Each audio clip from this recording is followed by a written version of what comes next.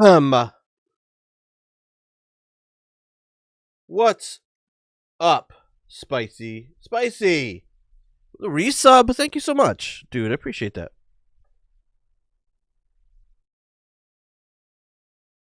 How are you doing, Spice? How are you?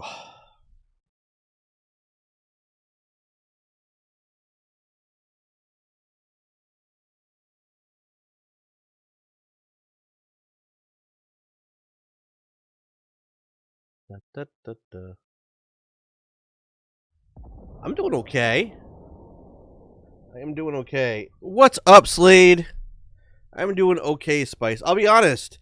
Since I'm focusing more on work and why is that way over there? And my kids and stuff, not my kids, my work and just family life in general. It's been a lot simpler. It has been a lot so oh man. I dropped that thing and now I can't get at it. It rolled all the way into there and I can't reach it. Ah, that sucks. That sucks.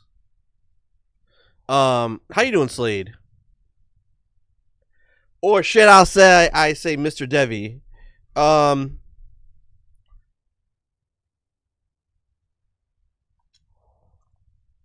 Yeah, I like that. Mr. Devi, Mr. Haley, whatever, whichever way you want to say it.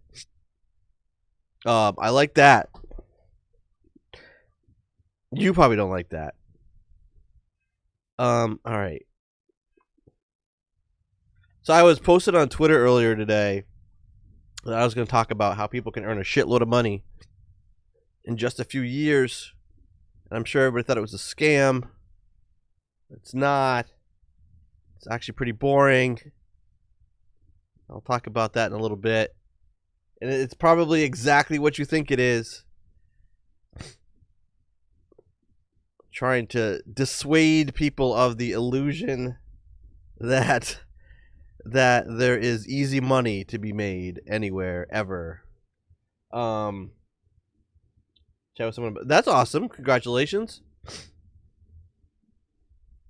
Do you have to get a visa or something now?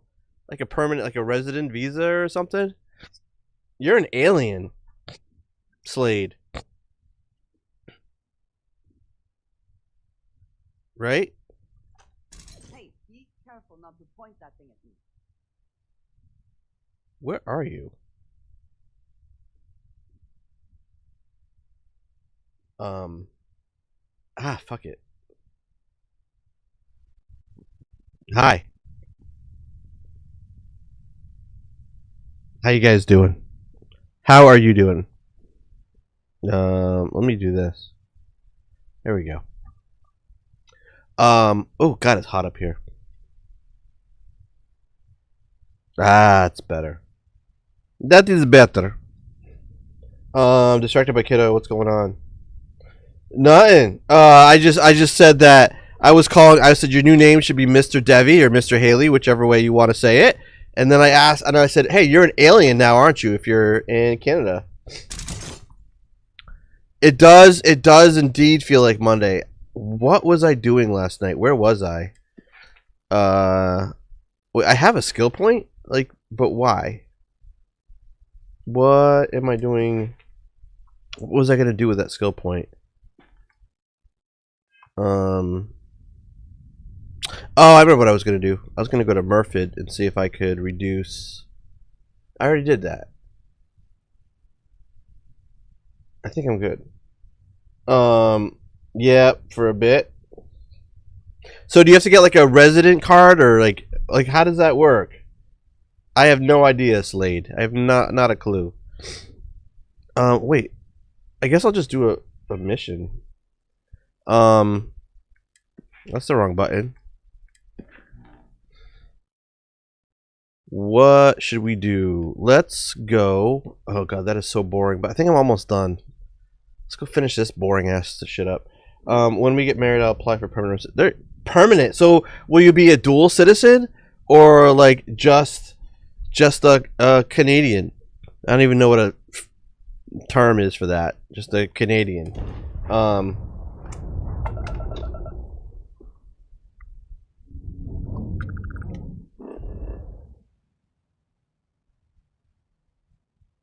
Alright, so that is 67. Oh, I guess I need to go here.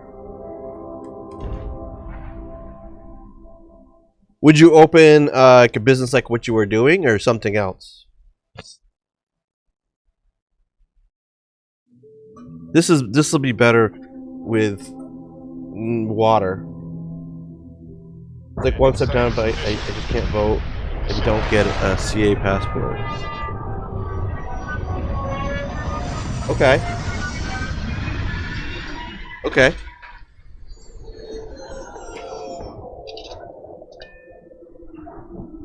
But do you get benefits like the healthcare system and all that stuff?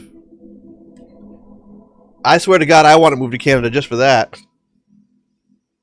Healthcare is insane, you know, as you know, in the U.S. That's cool.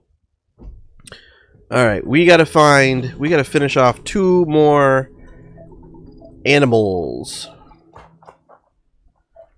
We gotta go find some animals that I haven't scanned before. Everything basically. That's cool. That's cool. That's really cool. Well, I'm excited for you.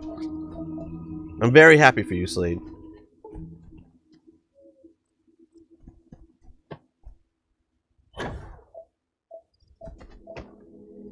There's an animal. And how's the wrestling going? Is that going well? What does your scanner reveal? I'm hoping Moorph is doing something, not just being you know, not just losing every match.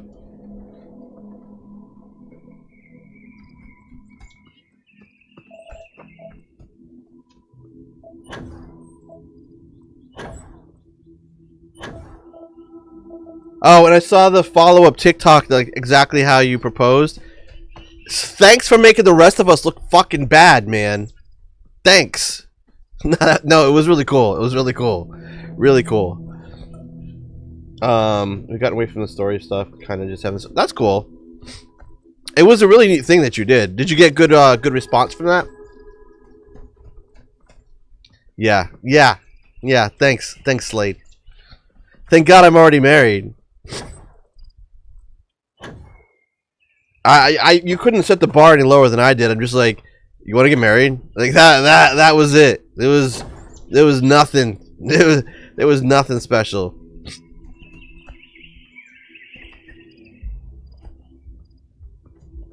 Trying not to care. Okay. There you go. Whoa. Why are we running why are we out of oxygen? Dude, I'm not even caring that much. Not even caring that much.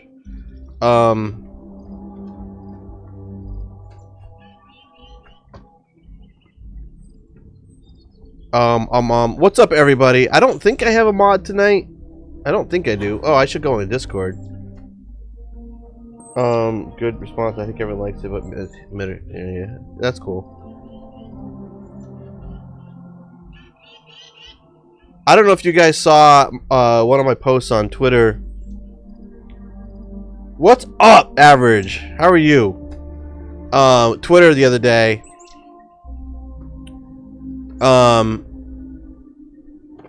Where I went and canceled. Hey, Average.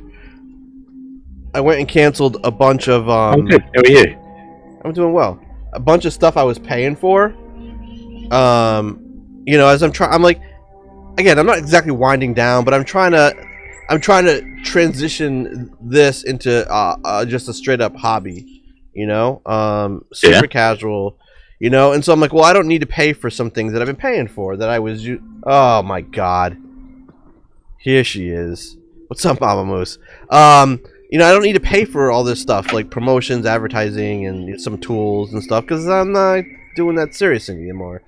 So I canceled like a bunch of shit, and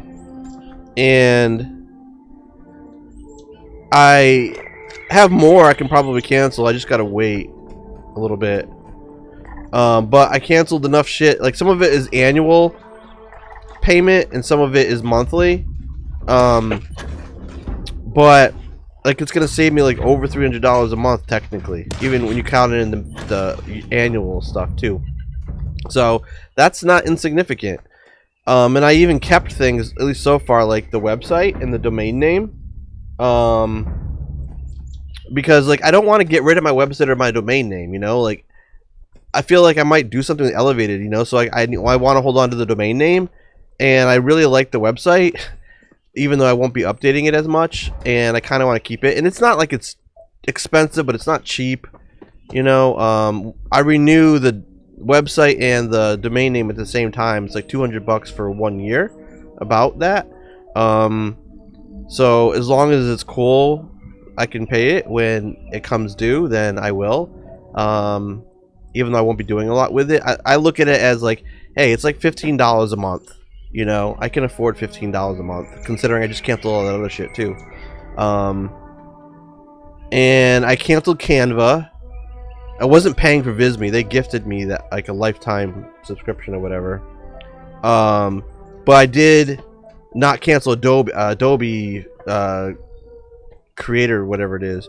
I was going to, because it's like $30 a month, but then I realized it's $30 a month because they gave me a really good deal because I tried canceling before, and you get so much shit for $30 a month, like Photoshop, Premiere, like literally everything. And I'm like, that's a really, really good fucking deal. So now instead of hopping into Visme when I need to do something real quick, I'm gonna just force myself to get used to using Adobe, because it's really quality shit. So I mean, if I find I am not using it at all, then I'll definitely go ahead and cancel it. But yeah, I recommend doing that shit. And I'm sure there's even more things to cancel that I can't remember. I just need to like look in my PayPal history to see what other charges I'm getting on a monthly basis. But it's amazing average, like how much you don't even think about it sometimes, you know? Oh no, I actually did the same recently. Went through all the things that I'm paying for, and I ended up shutting down like I think it was 4 different things because I was just paying for them but not using them. Right. So that, you know, the subscription, people love subscriptions because like I don't have to pay as much at once, but the companies love it too because they bank on you forgetting about it. And this is little charge, like little drip, this little bleed that comes out every month. You know what I mean? That's why companies love it. But Mama Moose, by the way, how you been? I haven't heard from you in a little while. I'm glad to hear you're alive. But yeah, like I said, I think I still have more to go. But I'm just gonna double check everything to make sure I cleared it all out. And then I'm gonna take a little bit of money from savings and pay off all my credit cards so that I'm all even with everything, you know? So, and then I'll be happy. I could never own a credit card. I would be in debt so quickly. Dude, I should not be allowed to have them. I should not. My wife is awesome. She's like, she refuses to put anything on a credit card ever since I've known her. I'm like, cool. Yeah, I do. So, but it's good. So she doesn't, and then she makes sure that we don't with our joint finances. But it's not the same for me and my shit. Long story short, I left the... Oh. Well, No. I'm not going to say I'm sorry to hear that, because they always say, like, nothing good ends. So, I'm glad that you are in a better place.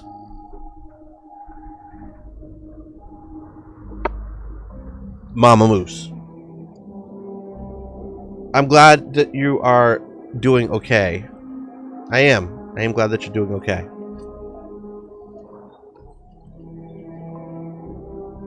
Yeah, it sucks. I can imagine.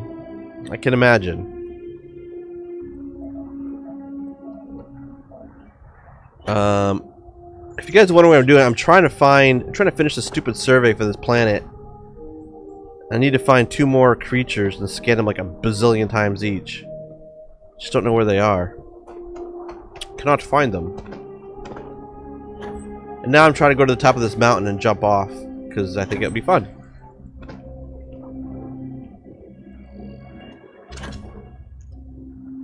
See if I can see anything on the way down. Make sure to use the boost pack right so I don't die. Shaylee, what is up? So if you guys weren't here last week, we played was it Gunfire Reborn with Shaylee, Gillette, and myself. It was pretty nice. You telling me to stop being nice? Okay, fuck you. How's that? How's that? Is that better?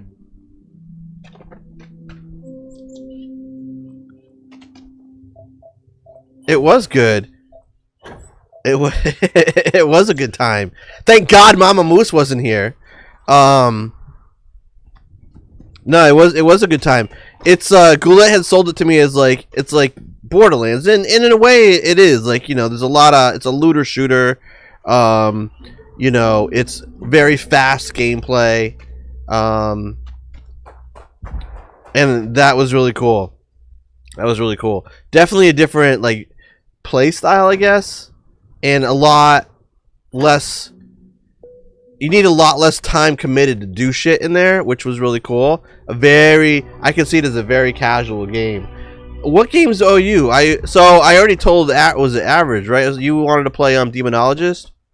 Yes, I was actually just about to hit you up on that. So if you guys want to play Demonologist, like next Monday, that'd be cool. We can do that. What about you? Want to play Demonologist? What? I thought it was going to be today. Oh, well then I forgot all about it. I didn't even download it or nothing. You forget? No. Yeah, I tend to do that. But I work at 11, so I got to be gone at 10. Oh, okay, well that's cool. I usually stop by around 10 nowadays. I usually go like 8 to 10. Except I started early today because I was bored. Oh, so you know, since there's a couple people here.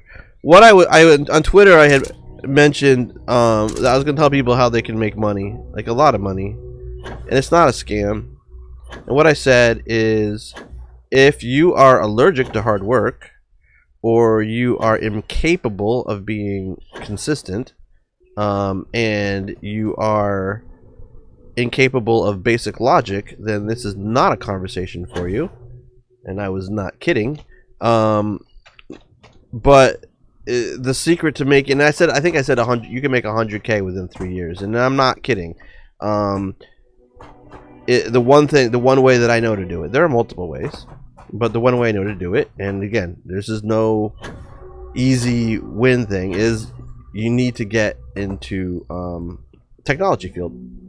There are a number of different careers within technology you can do to make a lot of money. Oh shit, I didn't have that thing on the whole time. I could have passed by. But anyway, but the ones in particular that are going to make you a ton of money, relatively quickly are going to be software development, database work, and security. A lot of other careers in IT are good careers you can get into fairly easily, but they don't all make the same level of money. And I will preface this by saying, do not do this if it's just for the money, because you will find that you are extraordinarily unhappy. I have dealt with way too many people who get into IT just because they know they can make money, and it never ever works out, ever.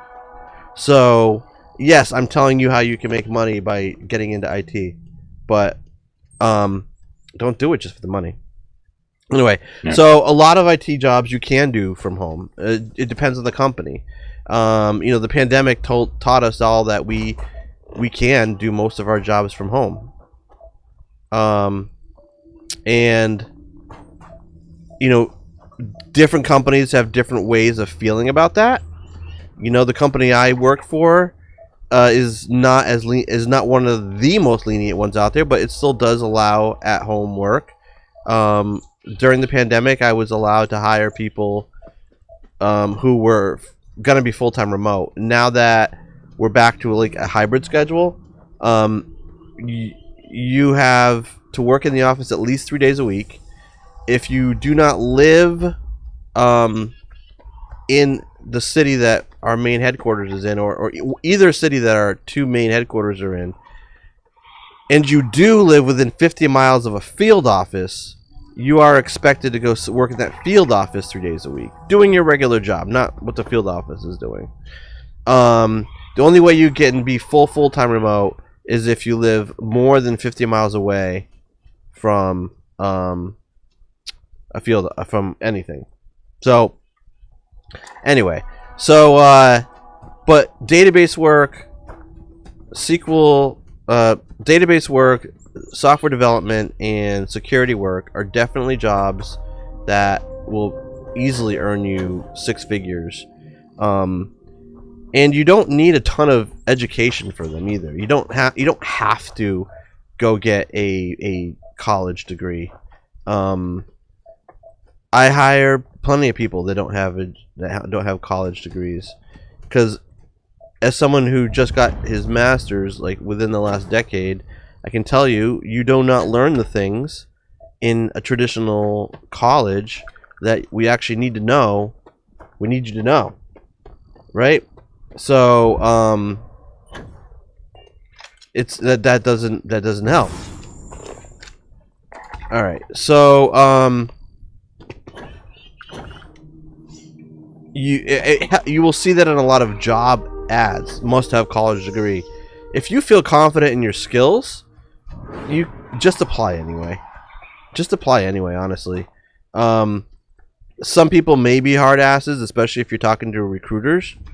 They may say, well, I don't see the bare minimum requirement of a 4-year college degree, so I'm not even going to consider you for a phone interview. Some people are dicks like that, but not everybody. We have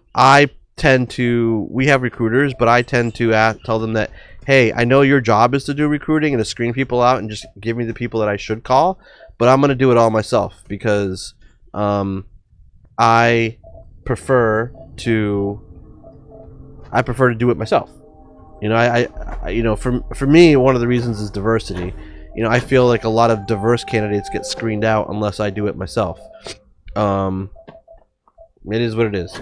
So I would never shut down a resume simply because there's no college. What's most important is that you know about the field, like, because technology is changing so much and things like AWS cloud stuff are newer. Colleges, it takes them a long time to catch up with current technology, so they're not teaching a lot of things that you need to know. Hence, I don't think it's a big deal if you don't learn it in college. But one way you can, one thing, but you do need some sort of credentials if you don't have like a work history already. So what I would recommend, and what I personally, as a hiring manager, would find more attractive than a 4-year basic college degree, is to go get a certification in something relevant, one of those 3 relevant fields that I mentioned. If you do that, then you have something to put on your resume. And what I would also recommend, this is if you're starting off new, like if you've never worked in IT before, never worked in any of those areas, you know, you want to get your certificate, you want to start building your resume, because whatever's on your resume now, if you're changing fields, I don't give a shit. I don't give a shit, right? If you put shit that's irrelevant to what I'm doing, I'm just gonna ignore your resume. So I don't care if you have 12 years of experience in whatever field you're working in now, and you have all sorts of accolades. If it doesn't apply to what I'm going to need you to do, I don't care. Now, what you need to do if you're changing fields is you need to build something called a functional resume. What's up, Kat? How are you? What you need to do is you need to build something called a functional resume. Now, a functional resume is different than a traditional resume. It's not going to just show you, it's not just showing you your chronological work history, because what you're doing is you're changing fields, you're changing domains, and the shit that you've been doing is not relevant. So stop trying to show it to me. But so a functional resume is going to highlight the kind of skills that you need for the job you're doing. You're probably going to want to show some sort of I'm glad to hear that, Cat. You're probably going to want to show some sort of progressive indoctrination into the field. I can't think of a better word. So, like I said, so get some certification. And if you're going to a 2-year college to get your certification or whatever it is you're doing, try to find your way into some like volunteer work or something to get some work experience, even if it's not paid. Internship, I don't care, whatever. I've been doing pretty good. That's a lie. I haven't been doing very good, but you know, I'm happy now. Kat. Thank you for asking. Yeah, try to get your way into some volunteer work because you want to start building things out. Remember, your current experience probably isn't relevant. You know, best you can do. And one thing I'm telling you: do not lie on your resume. Do not lie. Do not embellish. Do not do any of that shit. What is up, Wembley? Do not do any of that shit, because if you're applying to a small company who doesn't have the staff to double check it, you may get away with it. But if you may, until you get on the job and then they find out you don't know anything and then you're going to get fired, and that's not a good look. So don't embellish, right? If you don't have the qualifications for the job, then don't apply for it. Now, you don't need 100% of the qualifications, and that fact alone is one thing that keeps, unfortunately, a lot of women from applying for jobs, because women technically feel the theory is that women feel like they have to have 100% of the requirements, and a lot of minorities too, before they apply for something because they don't feel they're going to get a shot. And that's not true. It's not true. As long as you meet, you know, the important qualifications for it, then, you know, there's a chance that you could get the chance you could make it. So don't think you have to nail 100% of everything, because it's bullshit. Hell, like, quite often when I'm hiring, you know, I know a position, I know what I want people to do, but I often will change the job, like what the person's going to be doing, based on who I hire, based on their strengths and weaknesses. There's going to be base things that I need people to do, but if you come in and you don't meet all the base things, but oh shit, you can do this thing, I want you to do that thing, so I'm going to change the description a little bit to cater to you, just so that I'm putting you in the best position to be successful. Because at the end of the day, my job has two parts. A, I got to make sure that we're delivering results for the company, and B, I got to make sure that I'm helping you grow in your career and get to the next level. That is my job. That is my job.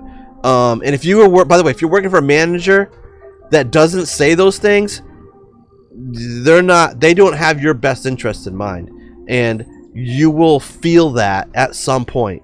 You will feel that at some point. Trust me. So anyway, so you got to start working on a functional resume. I'm not doing a great job of explaining it, but just Google it, right? Just Google it. A lot of people have a tendency when they're applying for a job that is not in their that's different from what they've been doing, is just like overloading the resume with a ton of irrelevant stuff. And you know, the hiring managers like myself, we get a lot of resumes, and depending on how many we get, we don't want to sift through them. Like, there was a job I filled 1.5 years ago, and I got over 300 resumes in the first 4 days, to the point where I stopped taking them, right? And when I get that many resumes, I am petty AF as I'm going through them. I don't like your font. Next. Like, because you have to filter them out somehow. I do not have time to go through 300 resumes. So, you know, on that note, like, don't embellish, because then I'll just be pissed. And we will make sure that if that it's noted in your file, so that if you apply again, they'll just ignore your resume. So don't be an asshole and lie, ever. And make sure that you pay attention. Make sure. Oh, I'm sorry. I'm not looking at the screen. Make sure I'm looking at the game. Make sure that you pay attention to what is on your resume. Know what's on your fucking resume. Don't have typos. Don't have poorly constructed grammatical errors. Don't have timelines that don't make sense. Don't do any of that, right? Because the way that I look at resumes, I've always looked at resumes, is you're sending me a resume, right? You have had, in my opinion, your entire life to get this resume right, okay? And if this resume can't come in good looking order, if you have mistakes on your resume, I'm going to assume that you have no attention to detail, and I'm not going to call you for an interview. So get your resume right. Pay attention to it. It's literally your first impression. Literally your first impression. You know, whether or not you get an interview for the job is wholly based on how good your resume is. And the least thing you want to do is someone to be going through your resume, see some kind of stupid mistake, because that is what's going to stick in their head as they're reading through it. And when you have competition, you always have competition, and yours has some stupid mistakes and the other person's doesn't, you're the one who's not going to get a call. So don't fuck around with your resume. Make sure it's right.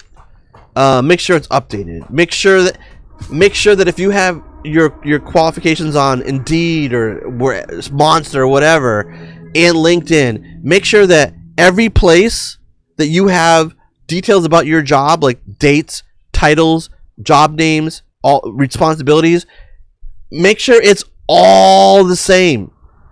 Make sure it's all the same. And I'm saying that because too many times somebody has, here's my LinkedIn, and I go to the LinkedIn, it's like a different fucking person. Like, the job titles are different. You can tell they changed their job titles to appeal to us on their resume, and forgot that we're gonna go and check your LinkedIn, and it's not the same. And even if it sounds good, I'm probably not gonna call you in, because now I don't trust you, right? Because I don't trust you now. And like I said, we have the luxury of being petty when we're doing this stuff. How is it? Because we have so many candidates, generally, especially in IT. And I'll tell you this too. I mentioned a minute ago, you know, how women and minorities tend not to apply as often as they should, because they're very talented.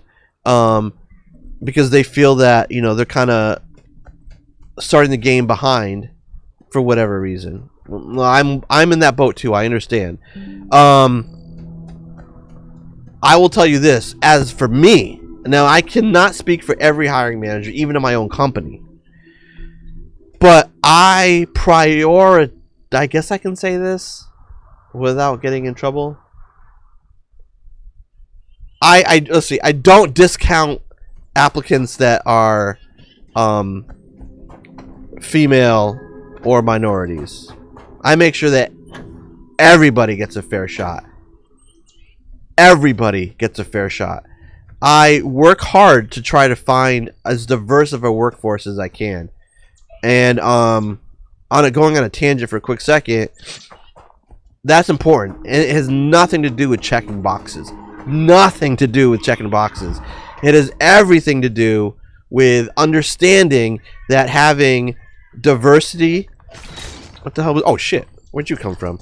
Having diversity in your workforce is important, because people from different backgrounds learned different things. They had different experiences.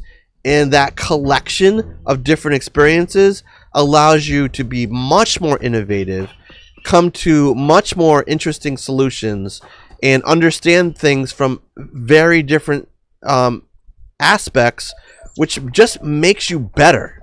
It just makes you better as a department, as a company. And so having diversity is important. If you hire everybody that is a white male that went to an Ivy League school, who had the same education, do you think they're going to be able to see things from any different standpoint? No. It's like having one person. That's not helpful. So you want people that see things different, that experience different things. And so I put a big priority on that. And when people say, "Hey, man, like you got your team does a really great job," I'm like, "Yeah, because they're not all of the same. They're all very different."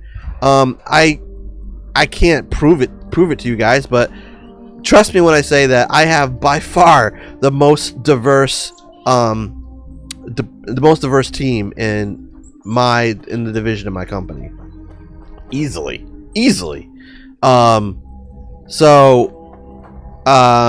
And it works out really well. I also tend to, sometimes when you're older in the workforce, you get a little bit, you're not always given a fair cut, a fair look, because, when you're hiring somebody, it's an investment for them, for their company, and too many people think, well, I'm going to go with somebody that's younger because, they're more likely to be here long term, right? And that's not true at all. Turnover rates among different generations are completely different. I'm Gen X. Every generation younger than me, by generation, has a higher attrition rate than every generation mine and older, right? And so you're probably going to get a longer term employee out of someone who is older. Not to mention the fact that people that are in, I hate this term, it's just a corporate term, protected classes, right? Women, minorities, LGBTQ, veterans, disabled people, older people. I have found that they tend to be much more appreciative of opportunities. And so I get a lot better, a lot more hardworking, a lot more loyal employee by focusing on those protected groups. Obviously, I'm looking for someone that can do the fucking job, but I find that's important. So anyway, so one last thing I'll mention, and then if you guys have questions, that's fine, is when this is just me, again, you have a different experience, but this is just how I do things, is I tend to, when I do interviews, I generally put together an interview team. I like to have paired interviews because I feel that people can play well off each other. And I select people that, where is that thing? I select people, oh, there we go. I need to get that way. All right. I select people that cover the bases for me from whatever technical standpoint. If I'm hiring a software developer, then I'm gonna bring in somebody who is one of our best people, one of our best developers, to ask questions to see if you know what you're talking about, or whatever skill set it is. And then I make sure there's diversity in my hiring team, in my interview team, I mean. But what I do is I'm going to come in. I'm not going to ask you any technical questions. Not a single one. I'm going to rely on other people to do that. What I'm going to do is look for two things. One, do you know your own resume? If I ask you questions about your bullet, and trust me, I'm doing my research on your bullet, on your resume. I'm doing research on you on social media, on LinkedIn, on every place I can find information about you. And I'm trying to map everything, make sure everything makes sense, and then I'm going to ask you questions about what's on your resume. I'm going to say, you said that you worked on this team and did this thing. Tell me about that. I don't care about your bullets. Tell me about that experience. I want to know that you can talk about it in a way that tells me you actually did it, and not just were a passing through bystander and you just put it on there because we asked about it in the job ad. I want to know that, and I want to hear how fluently you can talk about that experience. And if you can't, we're going to have a problem. And the second thing that I'm looking for, besides making sure that everything was accurate so I can know I'm getting who I think I'm getting, I'm looking at soft skills. Those get overlooked far too often. Far too often. And you end up bringing a really brilliant guy who's an asshole, who just does not fit well with your team. So I, knowing who the 30 some odd people that work for me are, I try to, in what the subgroups they're divided into, I know where you're going to fit, where you're going to go, who you're going to be working with, and I want to know that you're going to fit in well with them from a personality standpoint. Are you a team player? Are you a lone wolf? Are you somebody that seems coachable, right? Or are you just like, I know how to do everything the right way? Okay, cool. Do you have a sense of humor? Do you have a sense of humor, right? I know that sounds stupid, but I need to know that, because if you don't have a sense of humor, you are not going to enjoy working for me. You are not. Are you self-motivated, or do you need someone to hold your hand every step of the way, right? The way that I approach things is I hire adults, I hire professionals. I hire you with the assumption that you know how to do your job, that you know how to be responsible, that you know how to prioritize work and get shit done, communicate when you're having trouble, whatever. Those are my assumptions. And I need to know that from day one, that you can be like that, because I've got other things I need to do than holding your hand. So I need to know that you're an adult professional, and that's important to me, because that's how my team is built, and it's important. Like, and you also need to be reliable. You need to be fucking consistent. I've said it about content creation. I'll say it about this. Your work has to be consistent. I know that, Average. Your work needs to be consistent, and because your team relies on you. Your team relies on you to get the job done. So if you're fucking around, right? If you're fucking around and not doing your job, then you're letting your team down, right? And don't let the team down, because then you're just gonna piss me off. And it's so, yeah. And when you come in, when you start working for me, man, I give everybody the benefit of the doubt once I've hired them, because we've gone through a vetting process. I believe you can do what you do. I believe you say what you can do what you do, and that you're gonna do what you say, right? And I trust you from day one. A character flaw of mine is, once you break my trust, I'm done with you. I am incapable of you regaining that trust. I don't know why. I wish I wasn't like that, because it's ruined friendships and shit before. But when trust gets broken with me, I can't with you anymore, because I will just never let it go. And I wish I wasn't like that, but I am. And so, for better or worse, it's something you got to deal with, honestly. So don't mess around. When I give you the benefit of the doubt, when you see that I'm not hovering over you every second of the day to find out what you're doing, when you see that when you say something is going to happen this way, or I should look at something a certain way, I'm going to trust you. I'm going to do it. And when I don't make a big deal about you taking time off, right? Last thing you need to do is try to abuse that trust that I put in you, because as soon as I figure it out, and I will figure it out, I'm no longer going to be invested in you, and you won't enjoy working there with me, because then I'm just going to be an asshole. So there you go. I'm one of the nicest people that you would ever work for, until you piss me off. and that's just the case. And people that have worked with me, the hundreds of people that worked for me over the years, hundreds at least, would probably all tell you the same thing. So anyway, so if you're changing careers, so don't get in IT just for the money. If you're changing careers, you need a functional resume.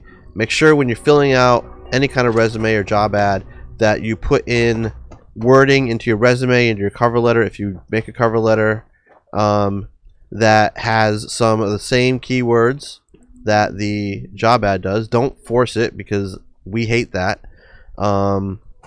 And do your best to be knowledgeable about what you're doing. Don't embellish what you do. Be straightforward. You know, if I got to say this or they won't give me the job. If they give you the job and they find out you don't know it, they're just going to fire you immediately. So there's no point. There's no point in lying about it. Oh, yeah, one last thing, man. Don't make your resume more than one page unless you really, really need to, right? Just don't. I don't want to read that much. People make like these beautiful 2, 3 page, 4 page resumes with very descriptive bullets, whatever. Guess what we do? We don't fucking read them. No, we scan them because we have other shit to do besides just hiring people. And usually, like I said, we're going to have a lot of resumes to go through. A lot. And when you're someone like me who doesn't rely on the recruiting department to sort through everything for me, I mean, I do sometimes, but usually I like to do it myself. Then just trust. I'm not going to look at it. I'm not going to read it all. Unless I'm calling you in for an interview, and then I'm going to read the shit out of it. And I don't miss very... Go ahead, sorry. One thing I was really grateful for was when I was younger, a employment agency, so you know it's like an agency and they'll like give you options for jobs and organize interviews and stuff, but they also did things like courses, and I was really grateful for a course they did in how to present your resume, and they basically said the same as you know, keep it short and sweet and to the point of the job that you're applying for. So you know, like just to touch on what you said about keeping it short as well as keeping it relevant to the job you're applying for. I was really grateful for that because, you know, I used to think the more information I put in, the better, but it's not. It's choose the important information, put that in there, and make it appealing to your employer. And ever since I've done that course through the employment agency, it helped me so much in getting jobs that I needed. You know, like I wouldn't be where I am now if it wasn't for that course. Not that I'm working now, but jobs that I have applied for, I've pretty much gotten every single job I ever applied for due to that knowledge that they gave me. I believe it. It's so important to pay attention to these little things because your resume, your first application is your one and only chance to get in the door, right? And I've always worked, and I harp on that because I've always put a lot of emphasis on having a really solid resume because I know that fact. And the way I always looked at it, and I can't show you numbers, but the way that I've always believed things is I would get once I sent in a resume, it would be for a job that I was at least 75% qualified for, that I would get an interview 50% of the time when I sent in a job, when I applied for something. And I would be offered 50% of the jobs that I interviewed for. Because the whole part of this is once you get your foot in the door, once you do all of those things right, and you've got their attention, and you get that interview, phone screen or in person, right?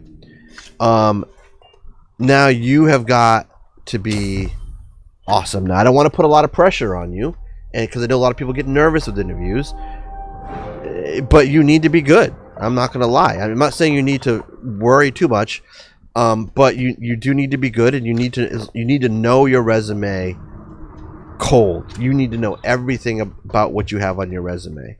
You know, go in knowing that your job is to sell yourself. You have got 30 minutes to 60 minutes. 30 minutes to 60 minutes stand between you and this job. I want you to go in to that interview knowing that you're the best candidate. Don't go in without confidence. Go in, make eye contact, be confident in your answers, know what you're talking about, research their company. It's not that you really need to know too much about their company, but a lot of people will ask you about it, and it's just a fucking ego thing for them. So know about the company. You know, don't research the people interviewing too much, because that's just fucking weird. I've had people who do that. Oh, you work here? I'm like, why are you fucking looking that up? You're not interviewing me, motherfucker. So, but know your shit and look, be confident. Say your answers confidently. And if you know what, if you don't know something, don't pretend like you do. Don't just make something up, because we always know when you don't know something. And it just looks worse. Just say, I'm not too sure, but you know, I can find that out. I would much rather hear that than have you stumble through some bullshit answer that you're pulling out of your ass. And also, don't do what some dude did, who I interviewed like 3 weeks ago. It was a remote interview, and he wasn't on camera for some reason, which is weird. I was interviewing him for somebody else. I wasn't hiring him. He was Googling every single question. And at first I didn't notice it, but then the way he's like, oh, so you want to know about this? And it was the way he was saying stuff and like rephrasing everything I said. It wasn't just active listening. It was the way he said it. And then after a while, I could hear him typing. I could hear him fucking typing. And so I was co-interviewing, so I'm pinging the guy on the side. I'm like, all right, this dude is just Googling shit. I'm like, I'm going to ask him something he can't Google. So I started asking him about details of a project he wrote on his resume, which it turns out was pretty much all complete bullshit too. And you can't Google shit on your resume, and he didn't know any of it, which obviously. So I did not recommend him for the position. And we kind of went from there. But long story short is you can make a lot of money in IT if IT is what you want to do, and you can take training classes and stuff in less than a year, and get yourself some certifications in the field, which aren't really that big of a deal. Some of your knowledge is, but then take some easy to get jobs that are relatively relevant to the field, and do that for a year or two. Just like start building your resume with some work. It could be volunteer work, could be internships, could be something that's in that field, right? And so now you got a little bit of education with some certifications, which is good, and you're starting to get a little bit of work experience, even if it's not exactly what you think we were looking for. And that now you've got what is a good looking resume after a couple years, right? A couple years. You got to keep your head above water for a couple years, and now you got something that I can work with. And now when you apply, and don't apply for a senior role when you're obviously just an earlier career or junior, and now go for that real job that you're looking for, especially in a bigger company, because you have options after a while to move around within the company. And so then within 3 years, if you're in one of those three areas, like I mentioned, security, software development, or database, you're going to start off at a good salary. And probably 2 years onto the job, you should get your first promotion. And I can tell you, as one of those three roles, it's hard not to pay you six figures. Like, I'd have to work hard to not do that. So yeah. Oh, the other thing too, 6 figures, cool, right? But if you're not making near that, it can be kind of held against you. Just being honest. Like if you're making $5 an hour, as a cashier at a store, and then you go through all this stuff and you get certifications and you're working, as an intern, you got some work experience. But you're still not making more than $10 an hour, and the job you're going for, entry-level job, starts at $60,000, $65,000. You probably have a shot at that, but you're not going to get the job that starts at $100,000. And it's a complicated answer, and it's not that we're trying to lowball you, right? compensation departments, a lot of big companies have those. They set ranges for roles by level, and they have a minimum. And if you're not close to the minimum, our assumption is not that you have been underpaid. Our assumption is that you haven't got the requisite skills yet to earn enough to be eligible for that job. That's our assumption.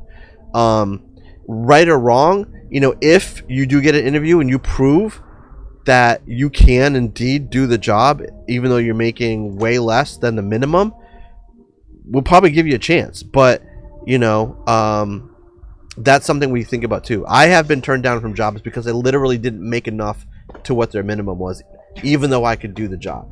So it's not a rare thing. You'll never hear anyone admit this. And that's just why I don't tell anybody where I work, because they don't want people to know all this shit.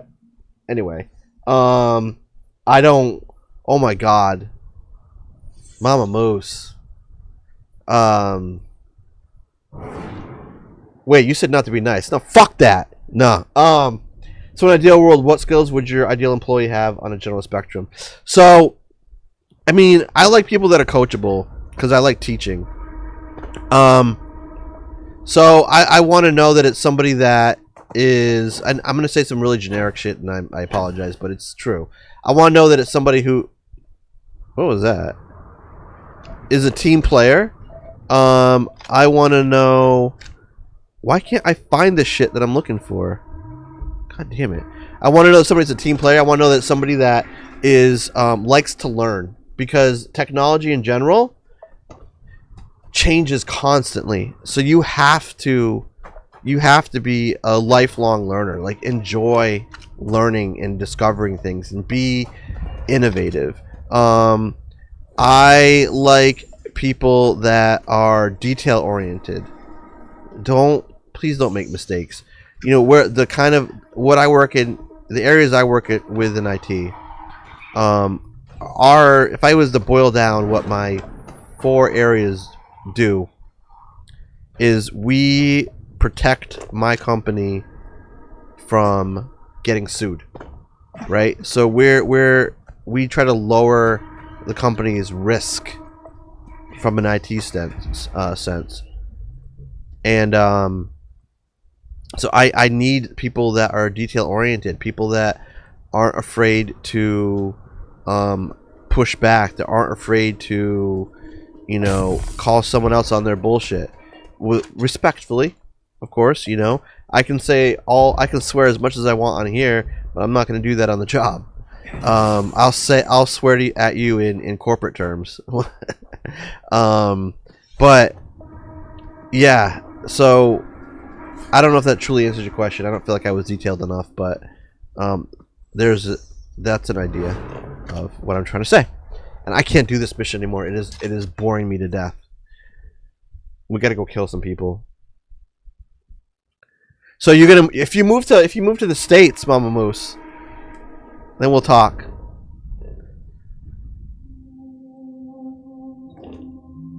All right, let's go kill some people. How about that?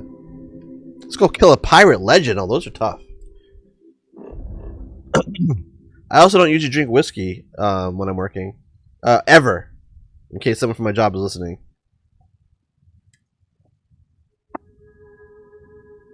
What do you mean I'm out of fuel range? I'm never out of fuel range. You motherfuckers.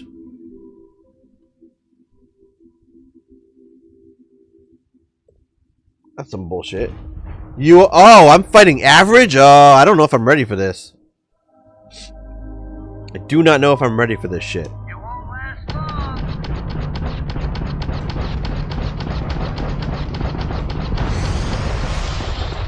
Target spread I cannot, will not be a part of this. Where the fuck you going?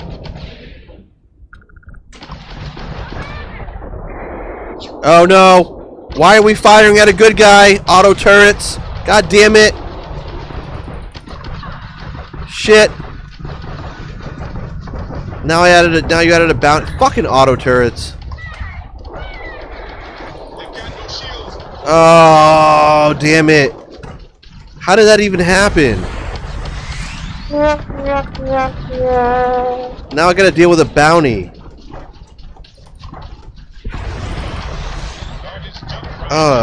Man. The target, How did that even... They must have fired on me. Because my auto turrets don't fire at you unless you fire at me. Shit. Shit! So, why is my cargo hold full? Oh, I know what. Who did that? I can't even see. Oh man, I can't even pick up any of the loot. That sucks. Damn it.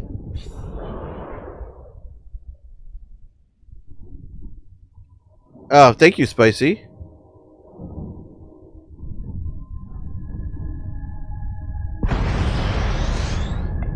Man, that sucks. How much bounty do I have on me?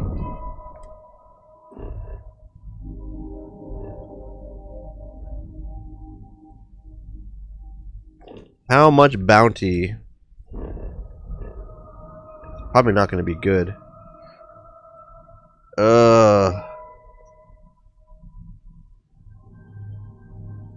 Alright, let's see. 650. Okay, that's not bad. I'll need to stop at one of my outposts that's in a, one of my outposts that's in a, wait, that's not the right planet.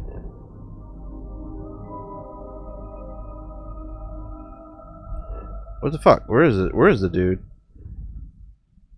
I need to stop at one of my outposts that's in a, oh, that's why. That's in a non-affiliated system, so I can, thank you, Average. So I can, pay off the bounty. I don't get shot at every time I move. Systems. no matter how many times we jump. So I hope you enjoyed a very, candid look into making money in IT and how to get a job in general. What can I say except you're welcome? You're welcome. I love that. That because it's just the right level of conceited for me. I love it. Yep, it's perfect. What can I say? It is perfect. It's how I feel all of the time.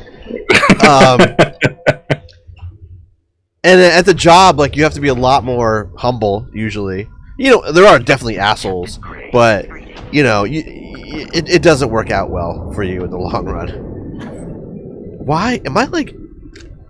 Is my character fat as well as me? No. Why does it keep, like, doing that? Oh, shit. I forgot what I'm doing. I'm in, there should be bad guys around. I gotta pay attention. And that spacesuit does make his butt look big. It's not the suit. It's just his butt. I'm glad my wife doesn't ask me questions like that, because I am the guy that would say, "It's not the dress, honey." Next minute we see Moorph on stream with a black eye. Absolutely, you would. Alright, he must be too far away, because I'm not getting a tag on him. Where? I love it how, like, sneak into this base and kill the guy, and it lands you right at the base. It's like, okay, I guess I'm not going stealth. You're cleaning up. Oh, you're trying to put the lights back on? I can do that. Ah, motherfucker. I'll never get used to that. Because I always forget. I don't see. Wait, I don't see anybody. Hold on, I gotta get rid of... I'm like sick. Oh my god, I have every illness in the world. Jesus. I didn't realize I was like that sick.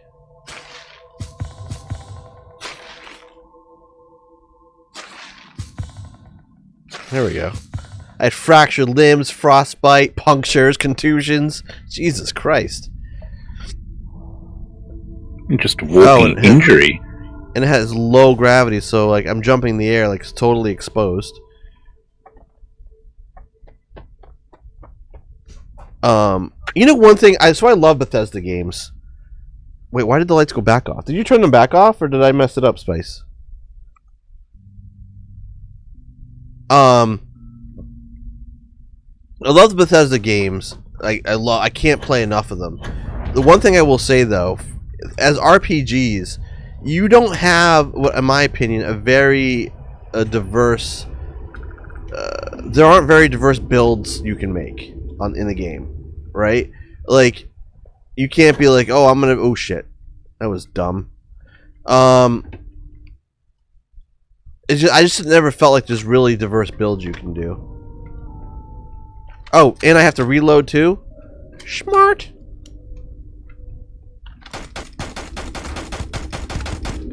That was weird. He wasn't even reacting to me. AI is all fucked up. Oh, that's a good gun. Draw your ship? Draw your... What do you mean? I redeemed Archo. Oh. It's been a while. It's been a while. Oh! You want me to draw... Oh, why? You know what? Because I'm not looking at the screen, so I don't see any of the pop-ups. I apologize. We can do that. Let's do that now before I really get into this. It has been a while. Alright, Yeah. hold on. Do. Let me find paint. I'd say I do it in Photoshop, but I'm not that good yet. I'm barely using it. Alright, so we're gonna draw something. We're gonna draw my ship in this game. And I'm gonna cheat. Because I'm just gonna put I'm gonna pull it up. Okay. And now let me show the screen. Let me add source. What would that be? Window source? Yeah, window source. Window capture. And we will add a new one. And we will add eventually paint. Done. Why is it all black? There we go. Come on. Streamlabs. Stop it. Let me drag my fucking window. Swear to God. Why is it all black too? Oh, because I don't have it highlighted. It's not the active window. Okay. Oh my God. You can do it, streaming. You can do it, Streamlabs. There you go. Good, Streamlabs. Let me resize this. There you go. Now give me my cursor back so I can drag it. Alright. So now it should show up. Why does it look like that? Is it just a black screen for you guys? Yeah. Ooh, it looks really, really weird. It does. What in the world is going on? Yeah, what the fuck is it like, I'm not even drawing. I'm just moving my cursor around the screen. What the fuck? Okay, let's do something different. Let's do this a different way. Let's do a monitor capture.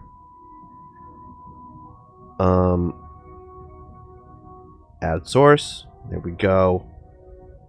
Screen capture, I mean. Add source. I probably already had a source for this, but that's fine.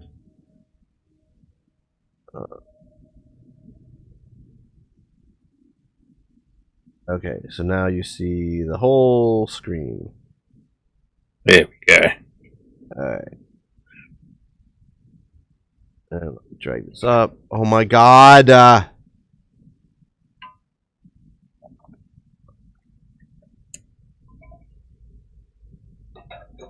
Right. No, I can't. No, I can't. I can't do that. Click. Drag. There we go. Alright. Let's make this a little bigger here. So it fills up more of the screen. There we go. Alright, now I'm going to draw my ship. We're going to start with black. And, alright, so we got like these things on the side. And these are actually like, oh, that's too big. These are actually like hab units, you know, where you can live or work, shop, or whatever. And then you have the center part of the ship, which is like that.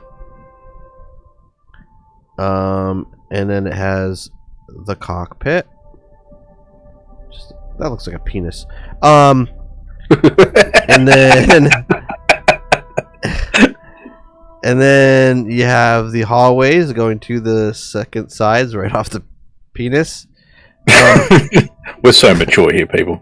We're very mature. And then you have an engine here, and you got an engine here, and then there's an engine in the back, engine in the back here, engine here, engine here, and then there's these. The cargo shit is on the top. Again, it looks like smaller penises on the top of the bigger penis. I'm sorry, everybody. And then there's some guns, or some people would say growth. Sorry, I can't stop now.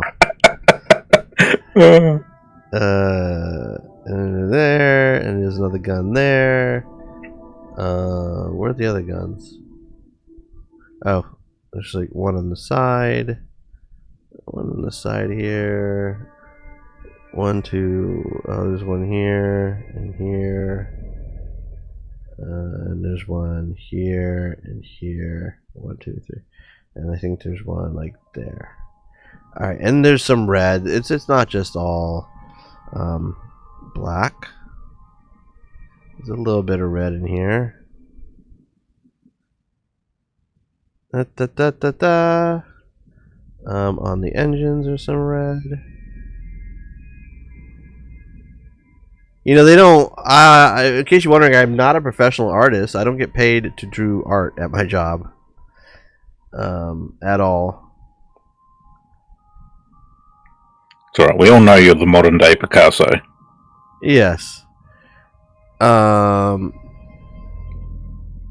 This isn't as good as my usual Pikachus that I draw, you know. But it's, you know, this is a, you know, it's another classic. It's another classic. And so now I will reveal this alongside of my actual ship. Ta-da! It's like a mirror. It's like looking in the mirror. Identical. You can't even tell which one is the game. I should have actually filled this in with the black. Oh well. Thank you.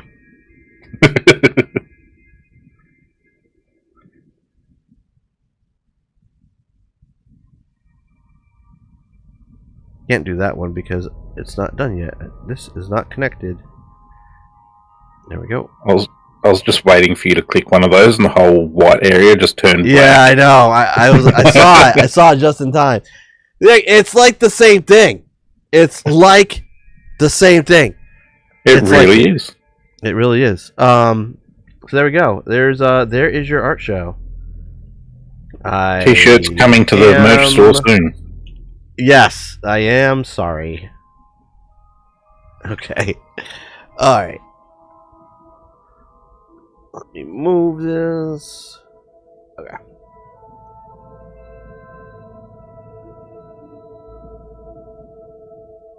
Why is it still visible? There we go. Alright, what time is it? It is 8. Wow, that's right, I started early. It feels like I've been on for an hour. I have. Because I started an hour early. Alright, so when we last left, I was trying to kill some people stealthily, but that wasn't working out. Because the game decided to land my ship in the middle of their fucking base. And where was the doorway that I saw? I saw a doorway. Was it on a different level?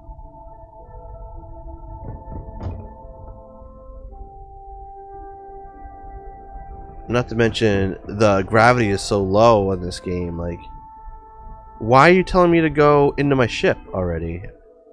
That wasn't the pirate guy I killed. Yeah. He's here. Why are you trying to tell me to go back to my ship, dude? That's weird. This is yeah. I'm going into base. I'm gonna go find this dude. I'm gonna kill him. And find out who can draw a better Pikachu. Oh hey, so this week is a special week on the dad mode. We have 2 episodes coming out this week. We recently did an interview with the Daily Dad. If anybody knows who he is, awesome dude. Great guy. And it was a long interview, and we cut it into 2 parts, and we're gonna release one on Tuesday, and one on Thursday. That'll be a great interview. I feel like Daily Dad would have some really great input. He was awesome, and he proved that he's a better parent than Bearded and I, or at least me. I'm not gonna speak for Bearded, but nope, not the laser cutter, an actual gun. Okay, let's get out my bigger gun because these people are actually taking a little bit of life off me. I don't like it. I don't like it. How did that taste? He came at me with a knife and I have a shotgun? You dummy. Well, never bring a knife to a gunfight. Never.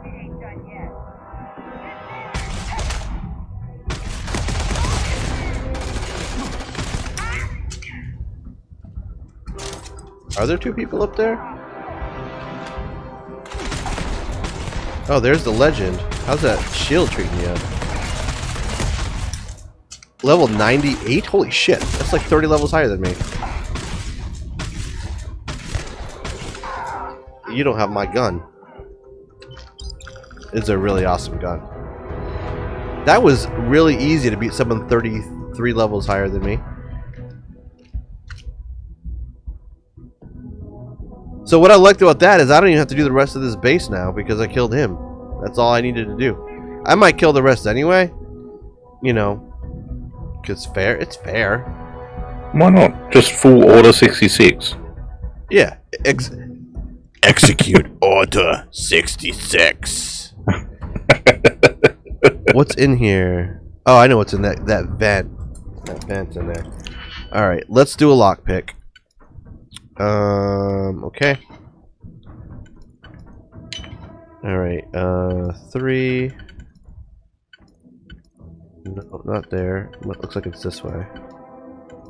Okay, and then we need another 3.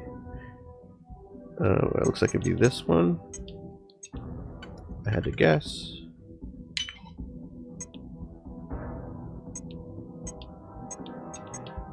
Nope, I fucked that up. I have a chance to redeem myself. I don't have to waste any. Okay, so this one fits some way. No. Yep. Oh, that's a problem. I may have to erase a move. Damn it, which way does this go?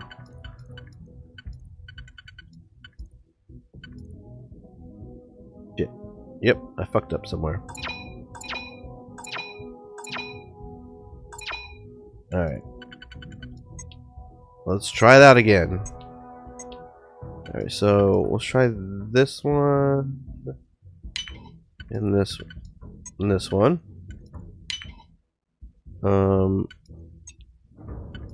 I'm fine with this. I'd love to use this since it wasn't using the other one. And then that leaves me with a 3-1. Looks like a Y. I don't really see it. This is the closest, but no, that doesn't work either. I could do that. I should have just banked it instead of committing to it. Yep, because I fucked up again. I'm running out of digipicks now. God damn it. It's alright. Alright, you still got 12 attempts. We'll get there. 10. Yep. Sometimes these are fast, and then sometimes they just fuck up. Yep. So we'll do this one. Does this one fit?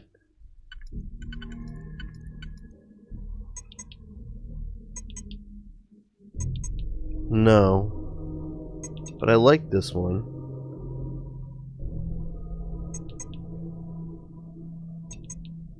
So missing those two.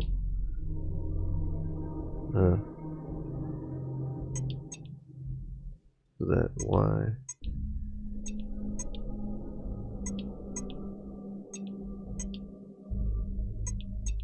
So if I use that, can I go? You can't go. You can't do any way that's gonna make this work. All right. Is this rotate at all? No, just at one location, at one spot, huh?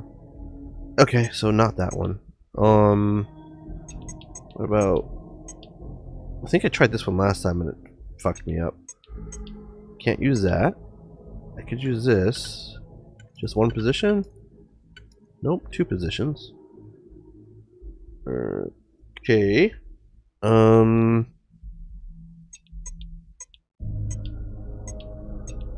I know this messed me up last time, but that still doesn't look good. That's the only place that can be.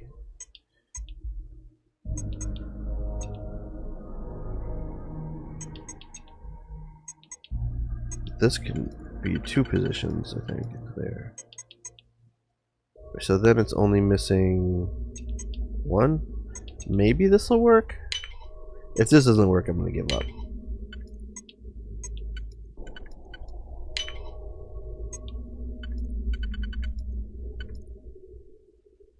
That doesn't work.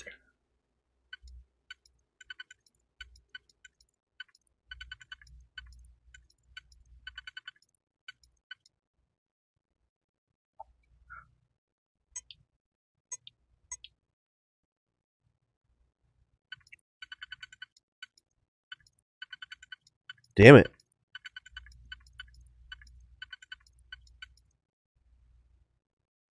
Nah. I'm not starting over. Okay. We're just not going to go in that room. Yeah, I didn't like that room anyway. Who needs that room? The thing is, fuck that room. There is a back way into that anyway. As I've been in this layout before. Oh, I see a bad guy. Never anything wrong with taking the back door. Here's some grenades for you. And while you're dealing with that, I'm just gonna come over.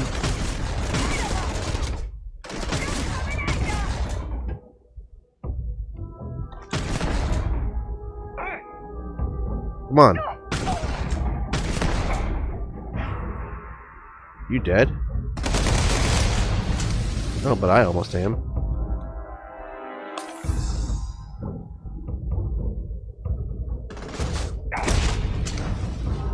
You're tougher than your boss. Out of ammo. Oh shit!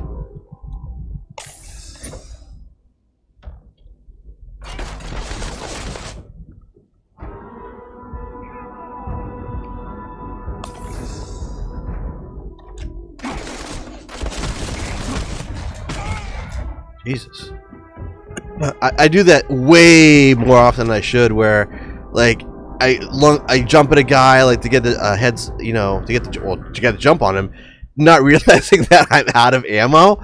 I'm like, oh shit, hold that thought.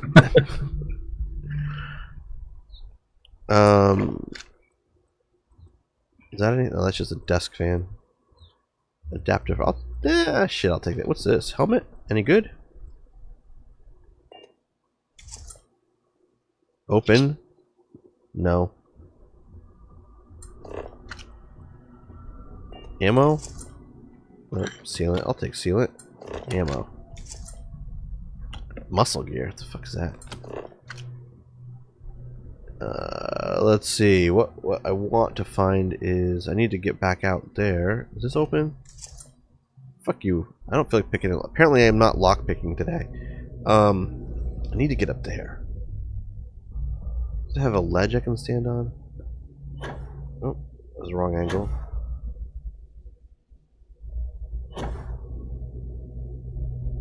Nope, not really. Okay. I didn't want to go that way anyway.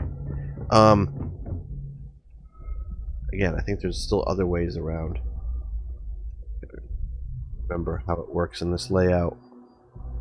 It took me a long time before I started to see repeated layouts in this game, but now I'm definitely seeing them. Well, I guess there's only so much they can do. Right. There's still a lot of different ones. You know. Oh yeah.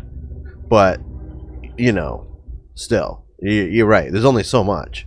Requires a key. You know what? I never did find the key the last time I was in this place. I never did.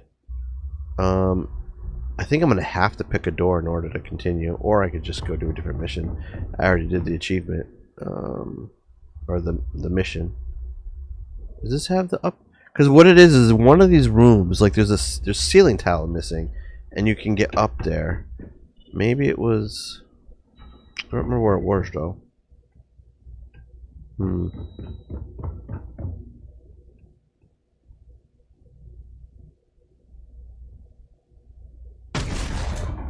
Nah, shit, I don't remember.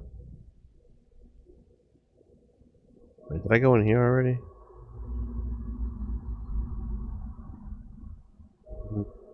Nope. I don't know. I'm gonna do a different mission. Quick save, because oh my god, does this game crash? Oof. It's worse than. I mean, it's only 2 months old, and it's a Bethesda game, so it doesn't surprise me. Why do I have to talk with Andreja? What did I do? It's like having a like. What did I do wrong? Why do I have to talk with her? Did I kill an innocent person or something by accident? Where'd she go? Oh, is she not following? Oh, she must be mad. We did blow up that friendly ship before. Oh, that's what. Oh, that's what it is.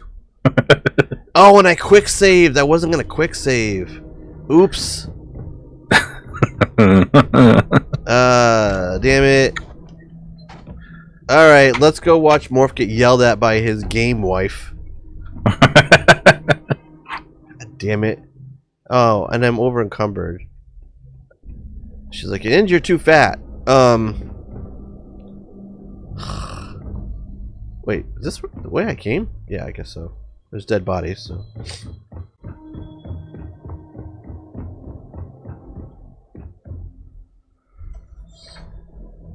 This is really the way I came? Nope. Because there was a live guy there. So that's not right. So there's dead bodies here. Oh, did I come out of here? Must have. Right? Nobody trying to kill me in here? Nope, but I would have opened this chest. How am I lost? Dead guy's there. Maybe I came from up here? Oh yeah, here's the exit.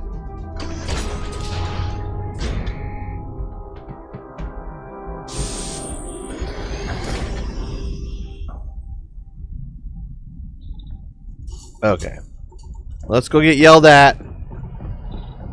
Sorry, honey. I didn't mean to kill the civilians. There was a glitch in my auto turrets. What's my latest? If I had to go back a save, depending how bad this goes, how bad? 819. I don't even know if that's enough.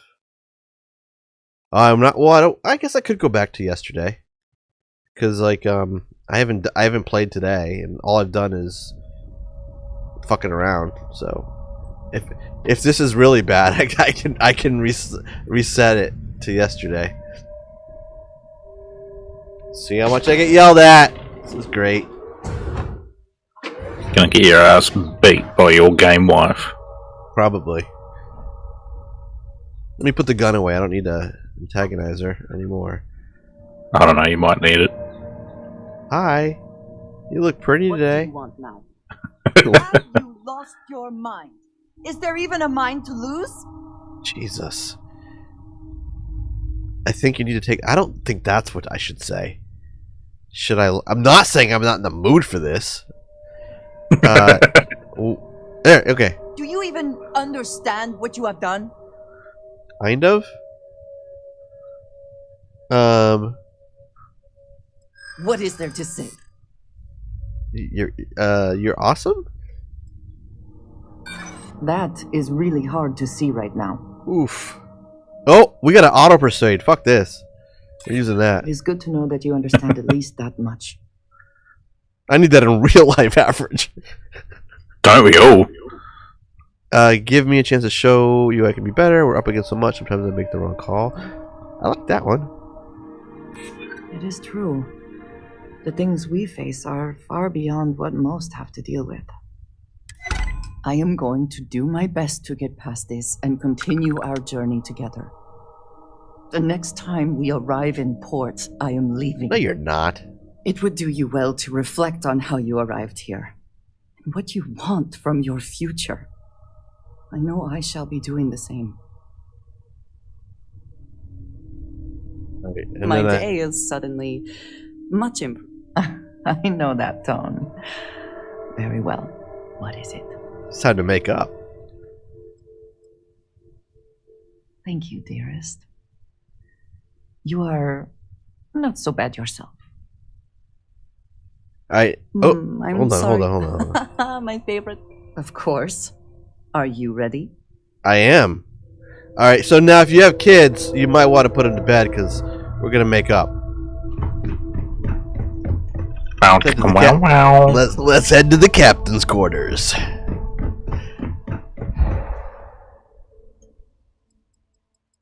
Six hours of makeup. You wish. Don't look.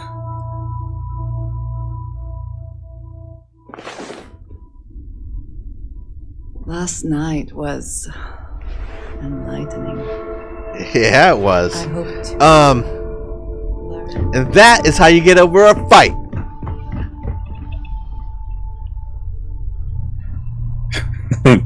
in Starfield, at least. In Starfield. In real life, I would have avoided the conversation for about a week and a half, and then when I finally had it, I would just play dumb. No, I don't remember that. I don't know what you're talking about, dude. No. Yeah, no, I don't know. No, you're crazy. Which I would never say, because that'd be stupid. That would be classed as suicido. yes, it would. Absolutely, it would. All right, let's go do another mission. Let's find out what there is to kill. And I don't know how the hell I managed. Oh, I gotta pay off my fines before I travel anymore. But did it freeze in the middle of a quick save? Oh my god, I hate this shit. Oh, yep. No, it didn't just freeze. We're just gonna crash. We're just gonna crash.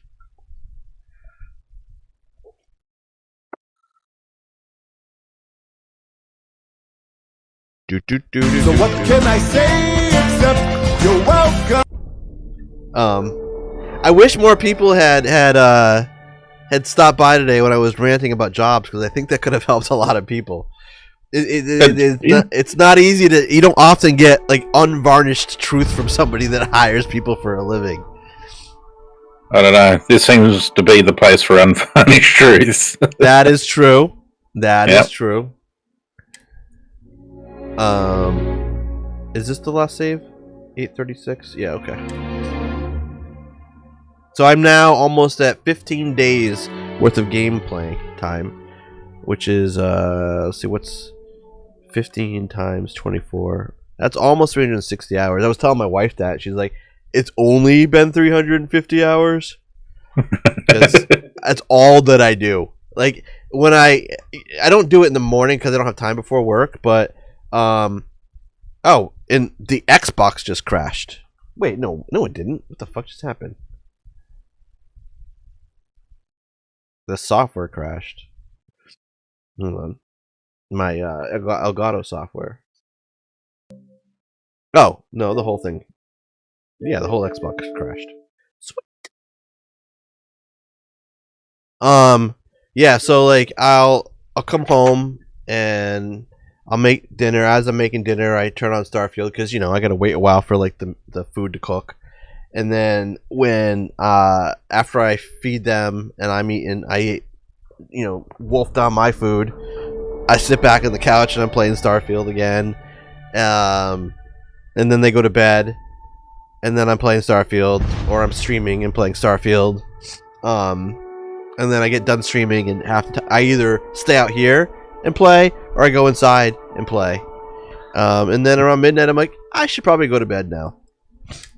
Then you go to bed and you sleep and you dream about playing Starfield. I dream about it. Every now and then I go to bed and I'm like, oh, I forgot to do this one thing, so I'll run back downstairs and do the one thing that I forgot about.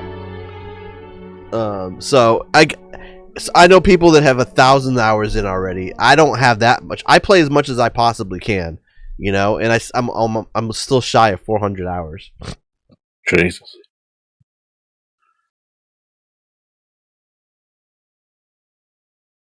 It's still a lot, though. I used to tell people, like, yeah, I put like 400 hours in Skyrim, right? That was the number that was in my mind because I never knew exactly how much, and that just sounded like a big number to me. And now I realize, I played Skyrim exclusively for like 4 years. I must have 4,000 hours in that game. Like, I don't even know how to tell at this point, but I've already played this one 400 hours in 2 months. I played Skyrim way more than I played this game because I didn't have kids when that was out. I had nothing to do.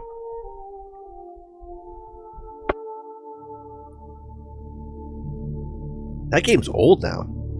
It is really old now.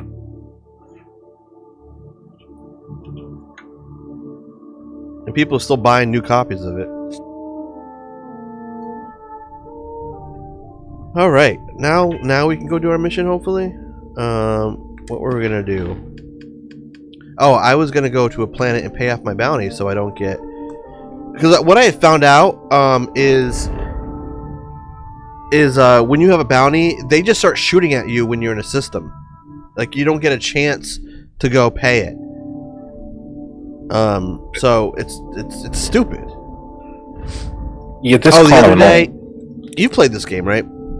Yeah. The other day I went into, around some of the big cities like Aquila or like a Jemison. There's like dozens of ships just floating, coming in and out. And I was playing the other day. My kid's like, "Wouldn't it be funny if you just started to attack them all?" So I did. I quick saved, and then I did, and there was like 30 ships, and I defeated them all. Wow. And because in their defense, a lot of them weren't fighters; they were like cargo ships. But still, it was 30 ships, and I didn't die. And then I looted all of them. It took forever, and I ended up with like 50,000 credits. But I didn't save the game because. You know how much my bounties were from destroying all those ships? 173,000 credits. Jesus. Yeah, it was. I was like, well, that doesn't cover the 50,000 that I made. So, nope. All right, let's see. Moorph, I don't think is associated. Okay, so I can land here. I'm probably have to add a machine because I don't think I have a. I don't think I have a bounty machine on this hub, but I can add one. So you were on you were here last week or 2 weeks ago when I was explaining my outpost system. It's changed a bit then. And I know that I was saying all that stuff for me. No organics here. I know nobody else gave a shit. But I was very excited talking about it because I pay so much attention to the outpost system. Yeah, it's a lot of fun. I haven't even touched the outpost building stuff yet. What's up, Banana Hammock? I've never gotten to outposts, so this sounds fun. Outposts are fun until you do what I've done, which is I have 19 outposts in 5 different systems, all interconnected to deliver 30 different resources to a main hub so I can manufacture everything I need to. It's not fun the way I play it. Alright, I don't even have... Alright, I need to add some shit here. Let's create a bounty machine so I can have one. I think it's in here? Yeah. Thank God I have the resources. Alright. Oh, let's, while we're at it, let's add the mission board. And one of these, since sometimes I need it, especially at a hub. Why is that there? I meant to have that on the other wall. That's fine. This can go here. Oh, I created 2 of them? It really triggered my OCD that wasn't straight. What? That last thing you placed? Oh, is it not straight? Oh, it's not. Ugh. No. Yeah, I can't do that either. It's not even just like parallel to the floor. Like it has to be on the lines. Like I'm the same. Yep. Like I'm looking at the X on the back wall and making sure like the center of this is there.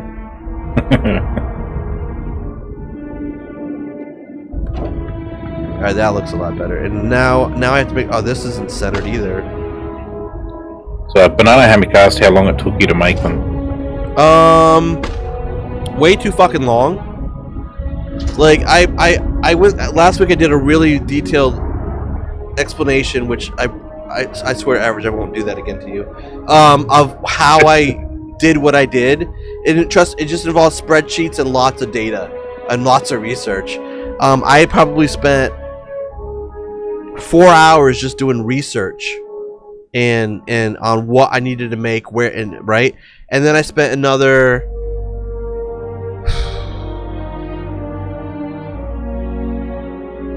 5 hours probably flying around various systems, looking at different planets and moons to find the right combination of resources on that were consolidated at a few enough planets to fit into the number of outposts that I can make. And then I spent another 10 hours constructing outposts, getting resources, finding a better planet, deleting an outpost, making a new resource. Like, I probably spent 30 hours altogether on my new outpost system over the last week and a half. It's just crazy. You can stop at the word crazy. It's just crazy. Yeah, it's just crazy. But that's why Bethesda games get me, man. Like the crafting, the base building. I've played this for 350 hours and I have not finished the game yet because just like with Skyrim and Fallout, this Fallout games, I just get so hooked into the RPG aspect of building bases and crafting and, you know, playing a certain role. Like, they get me. They do what they do. Appreciate the follow. Thank you. I haven't even been looking at the YouTube.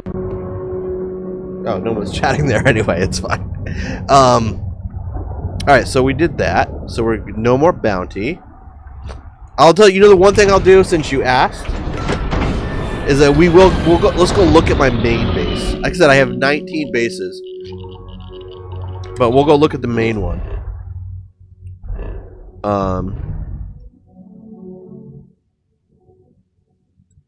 I could give people a lot of tips on building bases. I was thinking of making a YouTube video again, but like, I love making videos. Part of me just doesn't care enough right now, and I don't want to force it anymore, average. You know what I mean? Oh yeah, absolutely. Like, I still love content oh, that's right. You're too fat to do travel. It's rude, base. Where's my payload specialist? Why isn't she on the ship?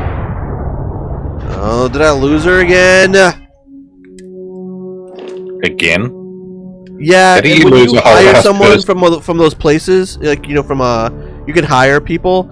If you don't constantly have them assigned, they disappear. Actually, I think that's Okay. happened to me once. She is here. She's an outpost. Okay, I can put her back on my ship. Thank God. Alright. So now I can actually store shit. So she obviously got off the ship, got drunk at an outpost, and forgot to get back on the ship. She did. Fucking the people I hire. Apparently, I don't do a good enough job hiring in Starfield like I do in real life.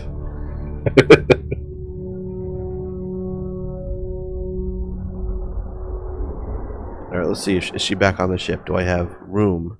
She is. That was quick. All right, and I can store all the extra shit I'm holding. Oh, that didn't take up a lot of room. What the fuck else I got? Oh, weapons.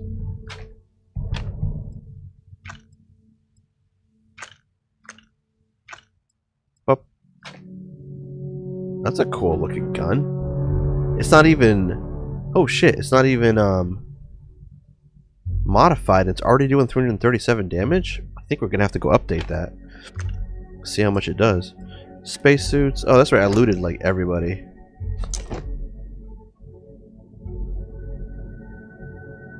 Oh, that was a decent suit. Oh shit, a new chameleon one? I'm gonna have to come back to this. I hate the pack I have now.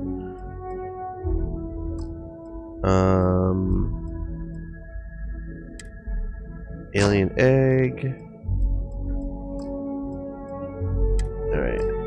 It's a little bit heavier than I normally am, but I think it's because I'm carrying that new weapon. Alright, let's go take a look at my main base now that I can fast travel. So, I deleted one of my bases average. It was a long time place where I was having all resources shipped in. I just went up to the beacon and said delete.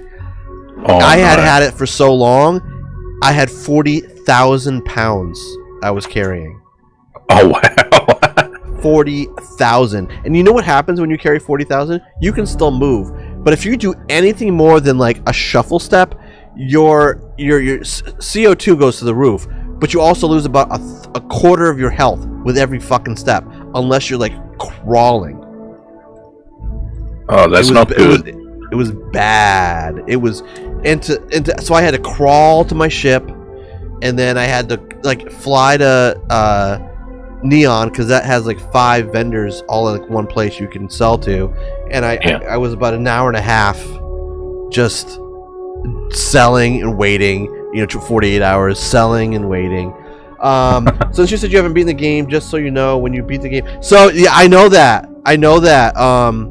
Banana Hammock, and I've decided what I'm gonna do when I actually get to that point, because I'm not wasting all this effort, is when I make the decision to go into the Unity, I'm gonna hard save, and I'm going to continue one save doing what I do now, and just so I can experience the New Game Plus, on my hard save I'm gonna go through all the 10 New Game Pluses. But I've done some spoilers, and I know that the ship they give you and the armor they give you are not as good as anything you can get and modify yourself. So they look cool, sure, but I also found a way to get the ship early. I've already got a ship, and it sucks. I think I have the version 4, even though I know they get up to version 6 in New Game Plus. But I managed to get a ship. There's a trick to it. And the armor looks cool, but it's not as good as armor I can get. And I don't want to have to start over, like everything over. So I already know. I wish they hadn't done it that way, right?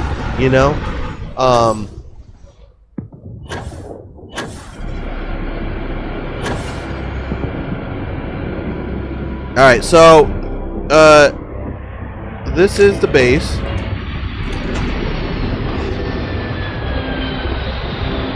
Alright, so this is the base. What is up, and Jim? How are you doing, man? Alright, it's about as organized as I can get it. Landing pad right in the center. We do have the perk to get extra cargo links, so we got 6 of them all around the side here.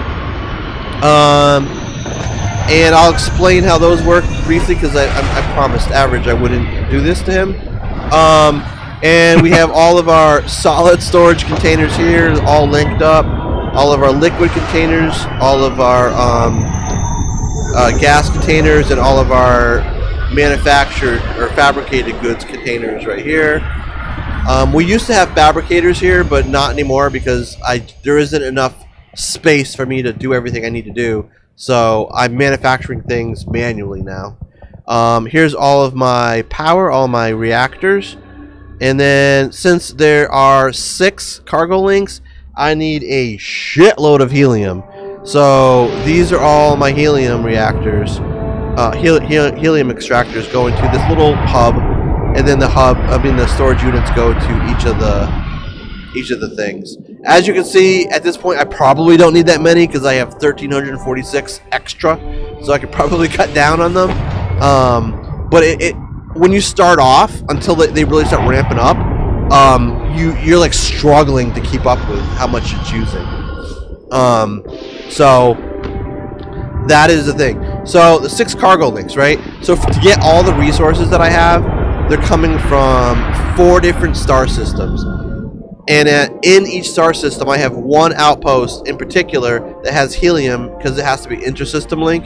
And then there's between 2 and 4 other outposts in that star system that send to that main one with the helium. And then I have like 2 cargo links coming from one, 2 cargo links coming from another, and then 1 cargo link each from the other 2. And one of the outposts, one of the systems is only sending like stuff from like plants and eventually animals. So that's all these links. So all these links come in, and they all have a link to each of the different types of storage units because you never know what's coming in. And then and that's it. When I had fabricators, they were sitting over here. I had to link each of the one of the storage containers to each outpost, each fabricator, so that it had the materials it needs. But I simplified that a bit because now I don't have that. But yeah, this is the outpost. And then in my outpost, in the main headquarters here. Oh, the other thing I did, I saw this in the video, I thought it was a pretty good idea, is aligning the airlock as best as you can, like close to this, so it just looks kind of cool. You know, it makes it easy when you get off your ship, but it looks like it was, you know, meant to be. And then in the outpost, I used a 2-floor thing because I thought it was kind of cool. Again, I'm really big into the RPG aspect of it. So when you walk in, it's kind of like the armory for everything, where you can grab a gun. And then I have the actual armory here, with, you know, some of the suits, space suits that I like a lot, and helmets that I like a lot. I can't change all the guns because it's being a bitch. It won't let me change all the guns in these cases, but I have some of the guns that I like. And then just to fill up the space, I put a bunch of ammo in the center. And then, you know, I'm the boss, so I got an office, and then like a living quarters here. And then over here, right off the office, is right where I have all of the workbenches that I use all the time, plus the research lab. And then downstairs is like, again, RPG, remember that, is like the crew like hangout area and cooking area and shit. And then I made this like little like command center looking thing because I thought it looked kind of cool. And then the crew stations for the actual crew that are here. And then I added a 3rd crew station so I can add more people eventually. And I'm looking at it as like, you know, people come in the main door and there's a crew. So yeah, so that's the headquarters, and this is the main base for everything. Everything I do is shipped here. So it is a lot of work, dude. It took, like I said, 30 some odd hours to set. Building the base was no big a deal. Building this base was like an hour or maybe 2, maybe.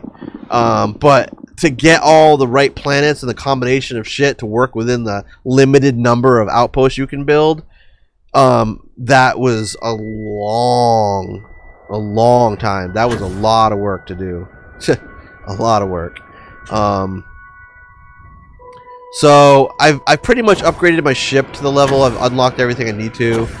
I have a base that works pretty much the way I want it to. So now I'm getting close to the point where I want to finish the last 2 faction quests. So I still haven't started the Crimson Fleet or the Ryugen Enterprises, so I need to do those. And then I think I'm on like the last quest or the one before the last quest for the main storyline. And so once I do those two, I'll finish the main story, do my hard save, and then I'll play a little bit with new game, and then when I'm done with that, I'll come back to this save, and I will just continue just doing stuff. Like, I still have all these quests to do, and then all these missed activities that will turn into quest chains, and then I've barely talked to people on many planets, so there's so much left to do. There's still so much left to do, like months and months and months worth of shit left to do. But thank you, I appreciate that. I didn't know how to do it either. So the game doesn't teach you enough about how to do this shit. They really don't. So, and I've learned so many things. Yeah, that's my thing. I know that when I watched a spoiler that you go into the entity and it talked to you forever, and it tells you make a choice. You can walk into the entity and all this shit is gone, or turn around and keep walking back the other way, and you'll be back where you were. So I can finish the game and do my hard save before I make the choice to turn around and go back. So I'll do a hard save, and then in that hard save once just to make sure I save everything, and then I'll hard save again, and then in the second hard save I will walk into the Unity, and in the first hard save I will walk backwards. Spoiler alert. And because I'm building my armillary here, I have 3 security robots, and I found somebody that's like an outpost security chief, and I brought them here. So, actually, I don't think I built the armillary yet. I don't think I did. I should do that. Where should I do it? Like in the building? I should do it in the building. I should make a new room. I should make a new room just for the armillary. And going to the Unity Infected, I can click the thing. Yeah. Yep. So I gotta be real careful. I already quick save a shitload because the game crashes all the time, but I will probably over hard save as I'm getting close to it because I don't want to fucking. It's not that I can't do this again, right? It's not that I can't do this. I know how to do it now. The problem I have is and I even know the planets where I want to get the resources, but the problem is, in order to get the right to limit how many outposts you make, you have to be in the right spot on each of the planets to get the most resources, in one outpost. You can't just find coordinates to go there because it's just like luck. Like you land somewhere, you walk for a while, scanning, and eventually you find a spot. Oh, there's like 4 resources that I need right here. Let me make my outpost here. I can't imagine doing that again. That one part. All the rest of it, I could. Except that, I spent 300 hours collecting resources to be able to build this many outposts. I don't want to do that again either. So, alright, let's, I don't think I have an open room. Let's build another room for the armillary. I think it fits inside of the room.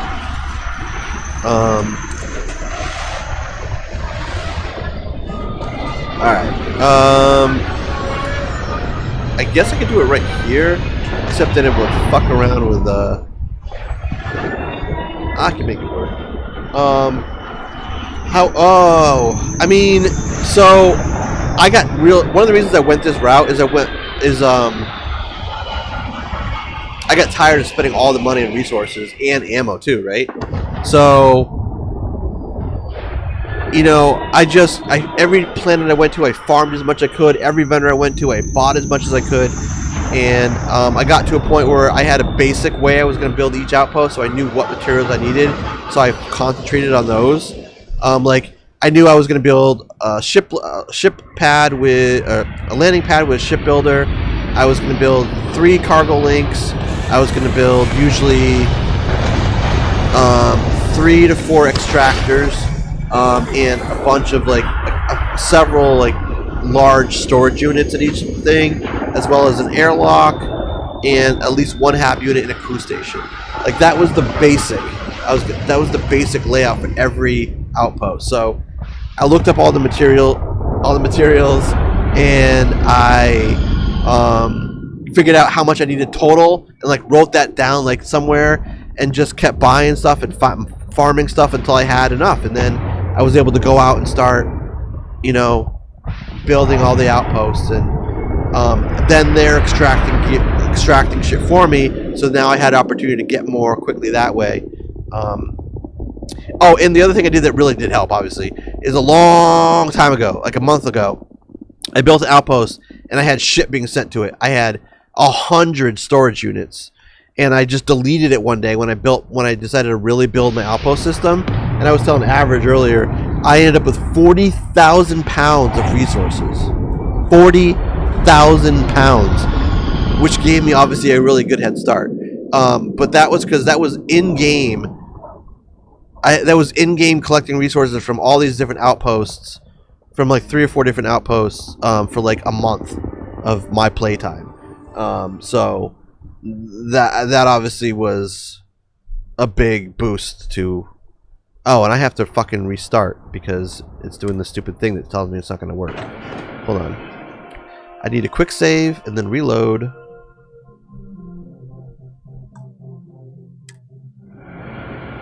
Alright. Quick save. Load. Yeah. The 40,000 pounds caught me off guard. I knew I had a lot. I didn't think it was nearly that much. It was insane. I was telling, I don't know if you heard me, I was telling Average, like, I had to crawl step by step back to the ship, because when you're over encumbered, you know your CO2 goes up, but the more away from like your base amount that you're over encumbered, the quicker your CO2 gets hit, and with CO2, when you hit the peak, you start to lose a little bit of health. I was walking, and every step I would lose a quarter of my health. I was popping med packs like fucking Advil. It was so I wouldn't die. It was insane. I can't even show you. I can't even carry that much anymore, or I don't even have enough shit to carry. All right, let's put the new room for the armillary. Right. Nope, that's the wrong one. That's the wrong one. Which one is it? This one. Oh, I use different ones? I didn't realize I used different ones.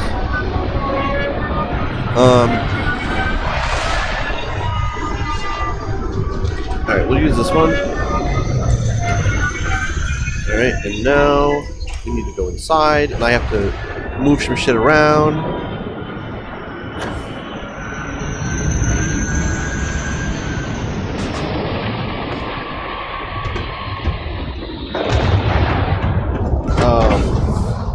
It's crazy too.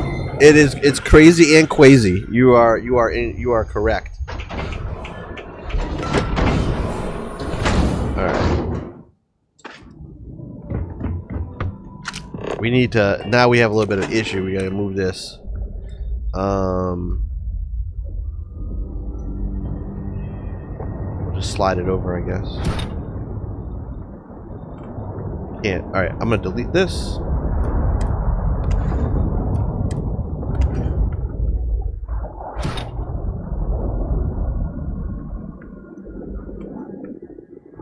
What do we gotta do, Average? We gotta keep it. It's gotta be straight. Oh, you know. For the sake of OCD, yes. It needs to be angled too, because that'll bother me. Oh, that looks good right there. Yeah. Okay. Let's get rid of this. Perfect. Okay. Nice. All right. And so this, something in the way here too. We'll just, so it has to be even, but it has to be symmetrical.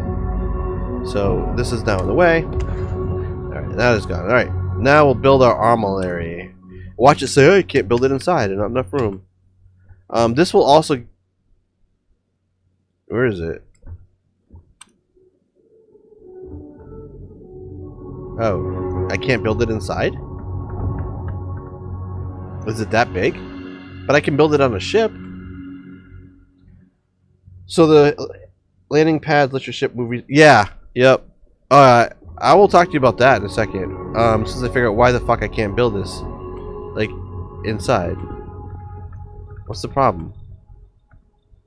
After I just build the thing, you're gonna make me build this motherfucker outside? Bastard. Fine. Fine.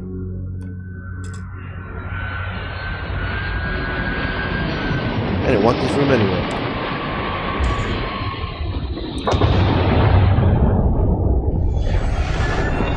I'm gonna build it on here because it's harder for them to get to.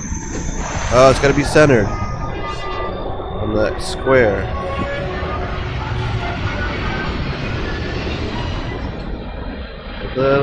Right there. Now I will get starboard attacks here. But that's fine. Starboard gives you a lot of XP. Somebody's like, don't put it on your ship because... Don't put it on your ship because like you'll get starboard attacks constantly on your ship. I get so much XP from blowing up starboard ships that I don't really mind that, but let's do it at a base anyway. We'll see what it's like. If I don't like it at a base, because they might come here and cause shit, cause me to continually repair things.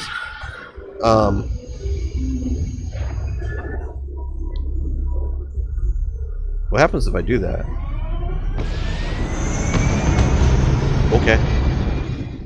Alright, so, yeah, so there's two kind of cargo links.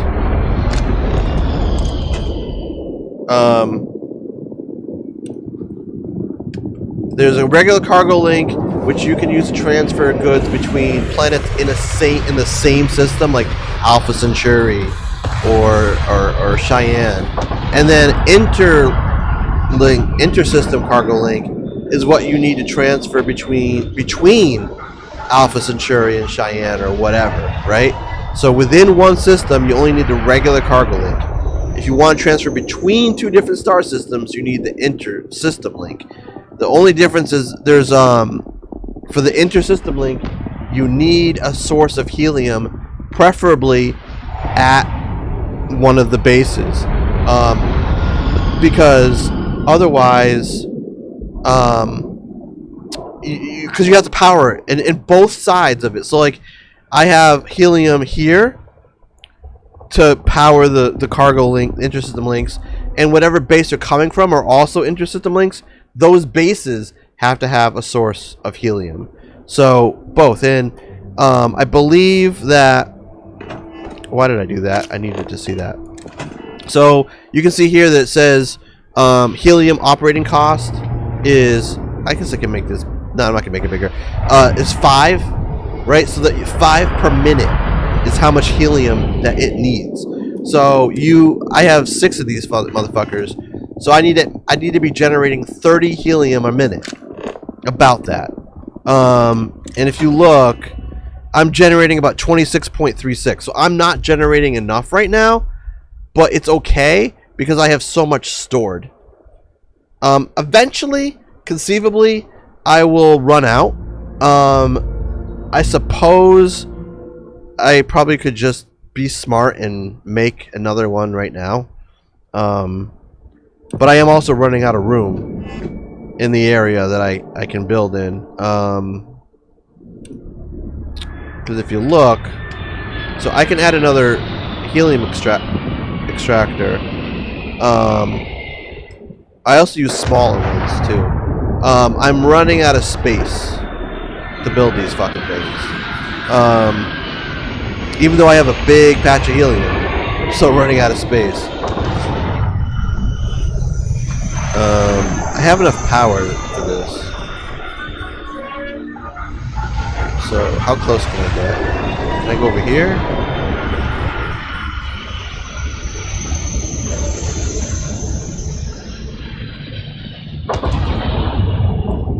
Alright, and then let me connect this here.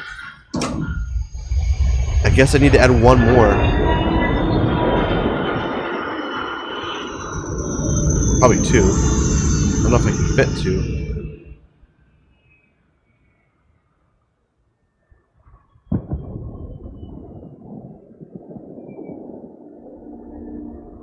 Sorry, I can't talk while I'm concentrating. Alright, there we go. Now we're over the 30. Alright, so there we go. And I have just enough power. 149 power needed, I'm making 150.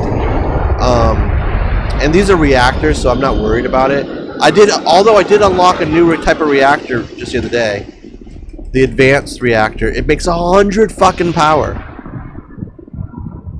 100 power. Yeah, that's what the blue space is. 100 power. You know what? Let's see if I have the materials to make this. That'd be cool. Wait, what did it say I needed?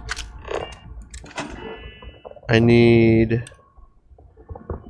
to make 1 Tazine superconductor, 3 Vitanium fuel rods, and 3 Rothosite magnets. I don't think I have all of that material. When I said that I have a lot of resources coming in, it's for the type of things that I usually make when I'm upgrading my armor or my weapons. Like, so I don't have every kind of material coming in here.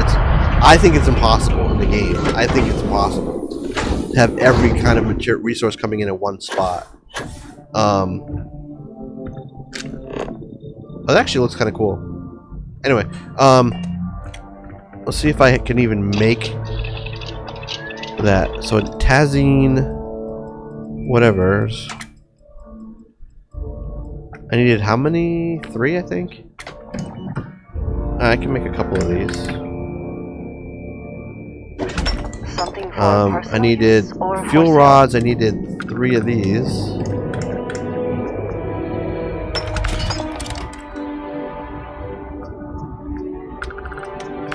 And then I needed, what was the third thing? Rothosite magnet. I can only make 1. I'm sure I needed more than 1. Because I don't have enough Rothosite. Alright, I need more Rothosite. I might try to make something like this, but more basic to make. So you can't make ammo in Starfield yet. You can't make ammo yet in Starfield.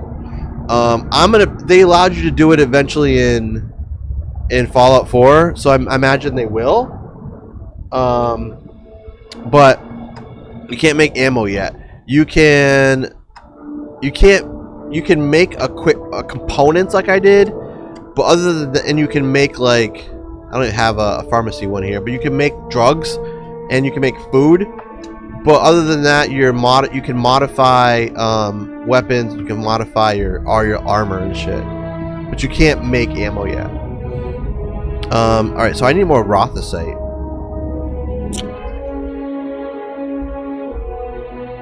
Don't you fucking crash on me. Don't you fucking do it. Okay. Let me see.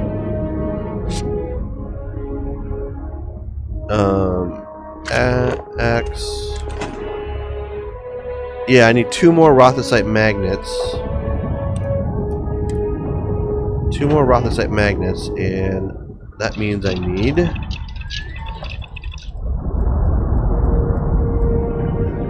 I got enough of everything except Rothosite, so I need 2 more, so it means 6. I need 4 more Rothosite in order to do that. So I could go from vendor to vendor to try to find Rothosite, but since it's like one of the most, it's like in that, not unique, but rare or something, the third tier out of 4 for like the rarity of it, it'd be really hard to find in the vendor.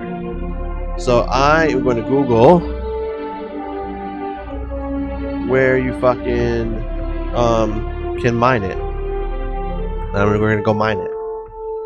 Alright, we can find it. We can find it in, nope. That is the vendor. That's bullshit. One planet. There's one planet you can mine it from. Sweet. Where is this planet?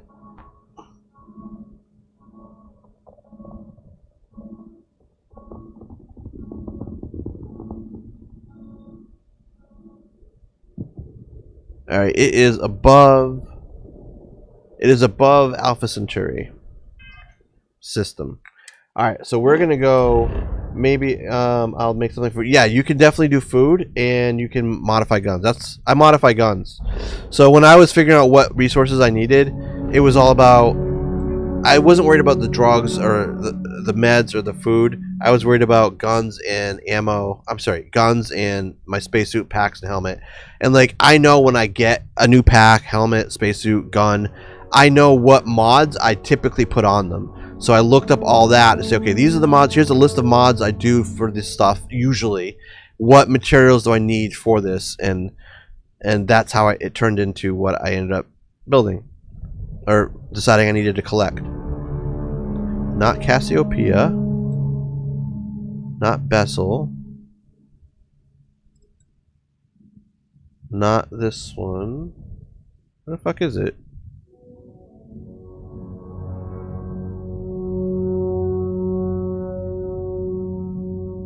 It's above Bessel. Oh, there it is. Alright, and then what planet in there do I need to go to?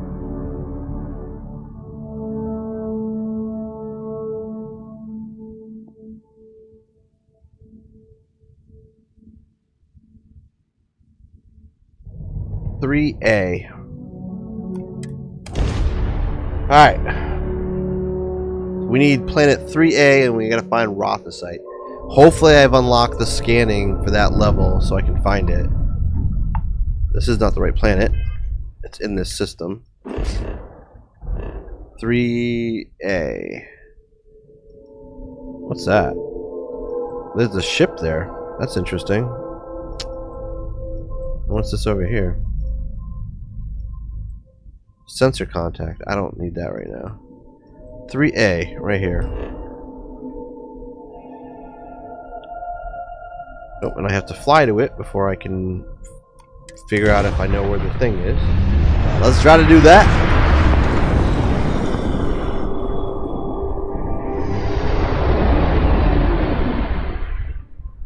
Three C. Why do you say 3C? This is 3A.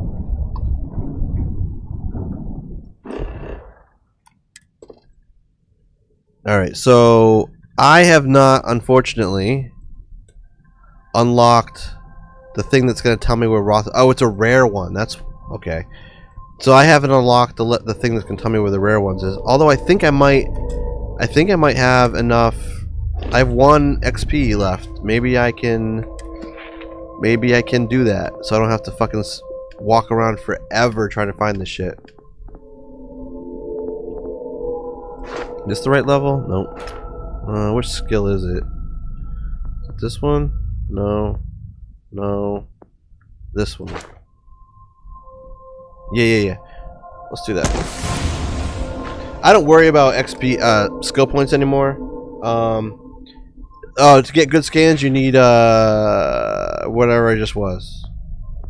Scanning under science. So I've unlocked all 4 ranks of that. I used to worry about, oh my god, I don't have enough points, I gotta be careful where I spend them. I was watching a video on YouTube the other day. This dude was at level 259. Enough to do some field repairs to just get back to home. So it doesn't, you can, as long as you want to play and earn skill points, you can do it. I think I can do that. Here you go, dude. You're a lifesaver.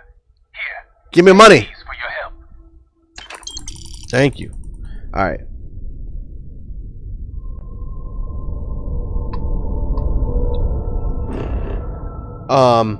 And then there are lots of ways to get XP, and the way I'm going to tell you is not the most effective way, but it's the way that I enjoy the most. You get a lot of XP blowing up ships, and it's pretty easy to blow up ships. My ship allows me to do a lot of crazy things. So, yeah, I'm all over the place. What level? I'm level 60. I'm level 66, I think. So, there's the Rothosite. See, I would have been walking around forever trying to find that shit. There it is. Now, I'm not going to set up a resource thing here because I have no more space, but let's go get some Rothosite. We'll mine a bunch of it since it's rare and I don't want to have to keep coming back here.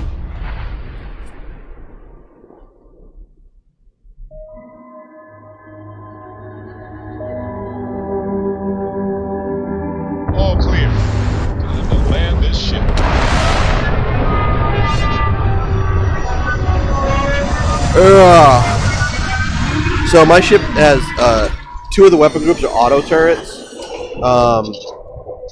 Only level 45. That is hard to get to, dude. I know that, so don't sell yourself short. Captain Gray. And so I just melt things. I have the best weapons I can get. I research everything. All right, let's find some Rothsite.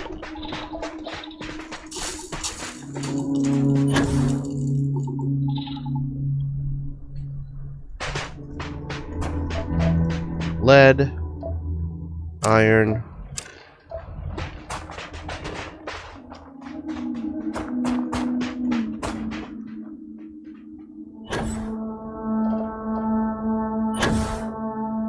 Where is the Rothsite?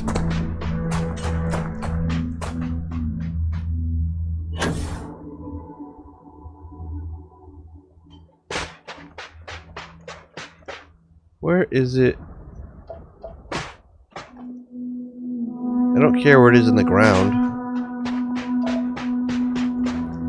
Although that was just like the easiest way for me to try to get an idea of where there might be a bunch. It doesn't help me when I'm trying to just mine it.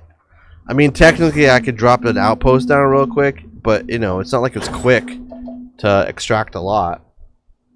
Starborn templates? What do you... Oh, temples? No, not really. I haven't really looked. Water. I've only found that many.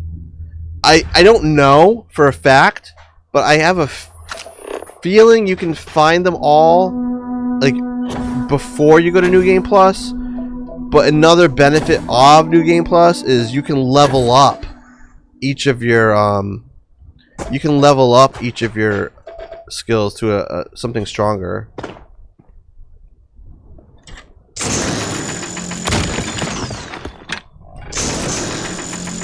Alright, so we need at least 4. And that's just to make 1 reactor, but since I'm probably going to want to make more than just 1 reactor, I need 3 per. So we need to get 4, but if we could get just more than that, more than 7 would be great. Just gotta find it. Just gotta find more.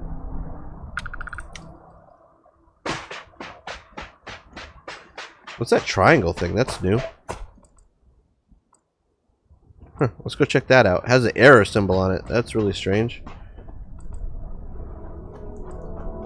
I don't recall seeing that symbol before. Something new, even after so long in the game. We'll look for Rothsite on the way.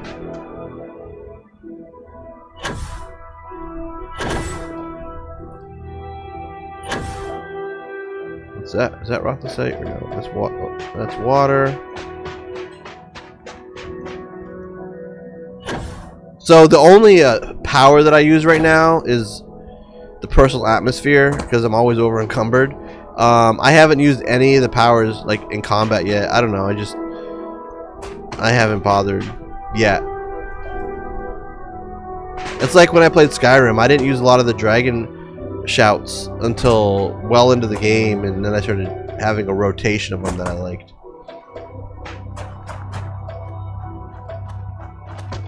There's not a lot of Rothsite to fucking mine. I mean, it's all over the ground, but I don't plan on setting an outpost up. I suppose I could set up an outpost for like a couple days just to farm like a couple hundred of them and then just delete the outpost. I haven't really thought of doing that before, but it might be a viable strategy. I think I have 1 outpost left I can make before I have to upgrade the skill again. Alright, have a great evening, man. It was good talking to you.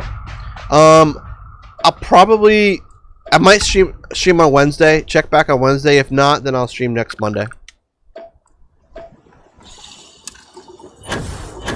Same time, around 8 p.m. Eastern.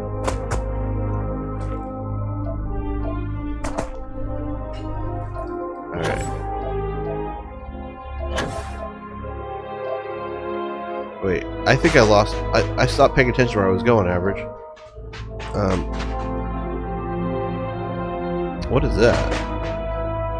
Oh, that's what I was looking for? Just a geological fissure thing? Think so, yeah. That's weird. Okay. I hadn't seen that symbol before.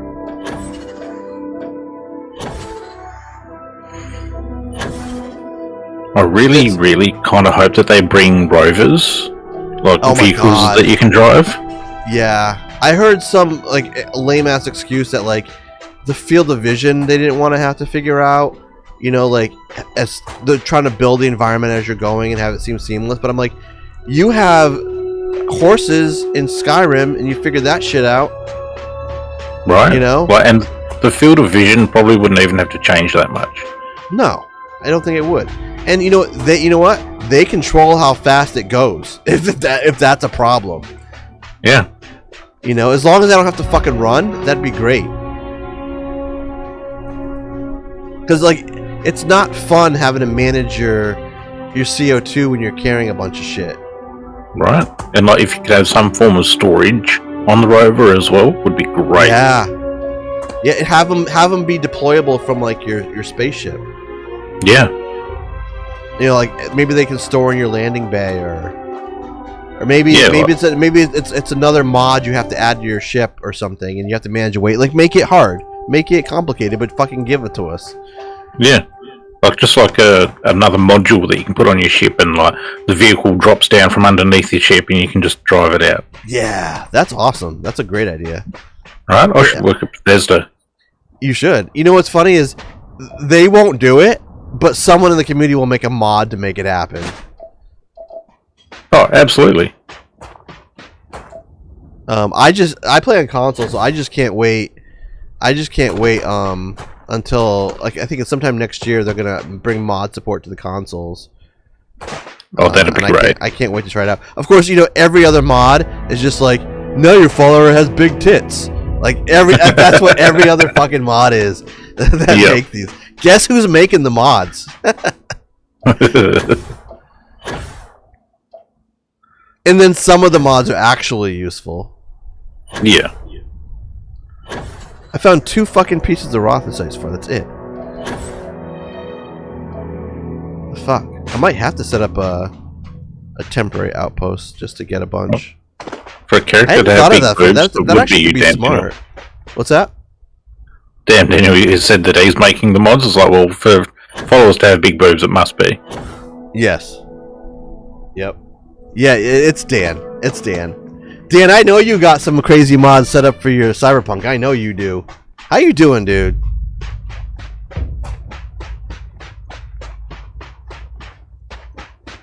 You got like the sexy Judy mod or whatever. I don't know the fucking names. I know 1 or 2 characters.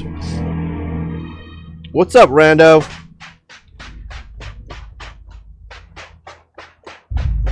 We know You guys are on that a schedule. We know that our damn Daniel definitely has a mod for V. Yeah. You know, it was funny when Banana Hammock was asking me when you can stream again. And normally I'd be like, well, I'm always on this day, and I'm like, oh shit, I gotta be consistent. So like the dude knows when I'm gonna be streaming, huh? Oh, right.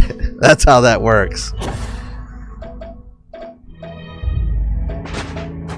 Standard freeze game looking more better with the new DLL. So I'm on. This is console. So, oh, there we go. You're just lucky you're seeing the game and not like my loading screen because it crashes every 5 seconds. All right, so I got the 4 pieces I need. You know what? I think I'm gonna do that. I think I'm gonna set up a temporary outpost. I should remember to come back and get rid of it. But if I could like mine a couple hundred of these, you know, overnight or something, I probably won't need to come back here for a while. Let me do that. Alright, so I just need to find a spot with a bunch of Rothicite on the ground. That's alkanes. Alkanes. I know I saw some somewhere else. I need to upgrade it, invest in the boost thing so I can fly longer.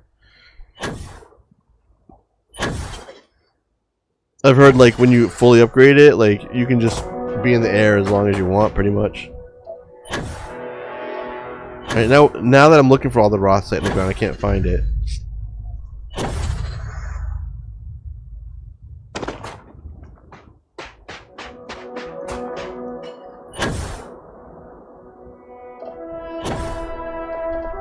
Alkanes, fucking A. Come on. I landed literally in an area that was all rock site. I might have to take off, dude, because the dog's grabbing me by the arm and wants to do something. Alright, that's fair. Appreciate you hanging out.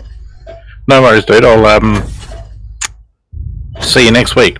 Alright. Because the rest of your streams, I'm out doing stuff as well, so. Yeah, that's cool. Alright, have a good night, Average. Alright, no worries, dude. I'll catch you later. Have fun. And everyone enjoy. Yeah, I got way more into my. So I with Bethesda games, man, I get lost in Bethesda games. And what is up, Lieutenant Colonel Smash? What is up? How are you doing? Everybody, go check out Smash everywhere, because he's an awesome creator and an awesome guy. And go check him out. But yeah, I get lost in Bethesda games. Like I just lose myself in all sense of time. Alright, so we're gonna build an outpost just for overnight. Basically, because I can mine a bunch of this shit overnight and have all the resources I need, because I don't need this resource very often. But it'll give me just enough. And we're gonna do the biggest extractor I can make with whatever materials I have on me. Because I can make one of these commercial ones. That should be good enough. Unless I can I make a smaller one? Oh, I can make a bunch of this shit overnight. That's what we're gonna do. As many as they'll let me put down.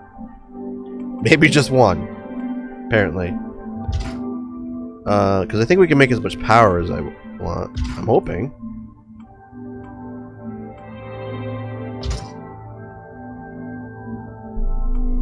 I have never tried this before. I think it'll work out well. For a resource that you need, but maybe you don't need a lot of it forever. So I'm just building this outpost, and I'm gonna extract as much as I can over like the next day or so. Gather it all and never worry about, and then delete the outpost.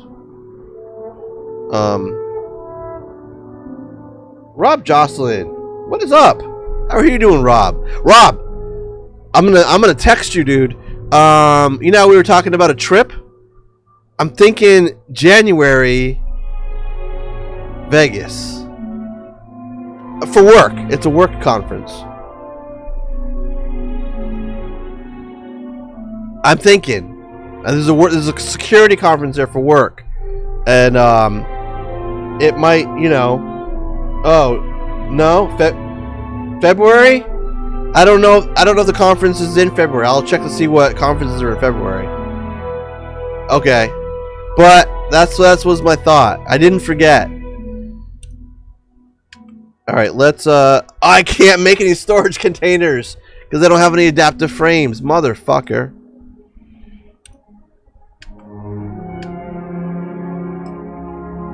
Oh. Alright, I know what I can do. Are the veins infinite? Yeah. Yep. Yes, they are. Standard. Yes, they are. Or March or April or May, or just not January. I got it. Just not January. Okay. Alright, so I need power. How much power do I need? 45. Oof. Okay, I will make as many of these as I can.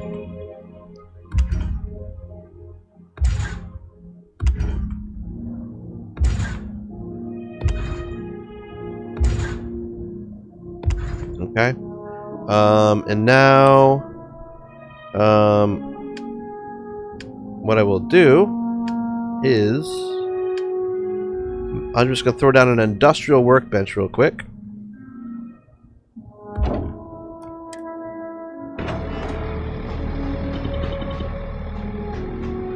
Didn't I just put it right next to this thing? Where the fuck did it go?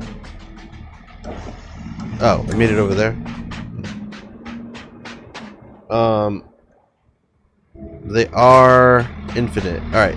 So hopefully I have enough materials to make some adaptive frames right now. I can. Cool. Let's make 20 of them. I don't remember how many I needed. I'm gonna get all this material back tomorrow when I come and collect all the resources and delete this fucking place. So,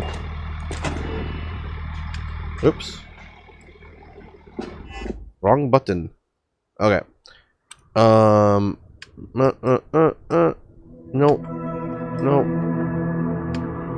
All right. A solid container. All right. So I can only build 2. I need more than that.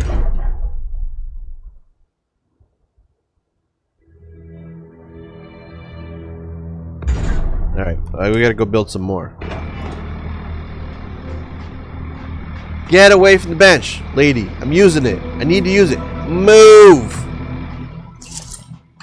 Move!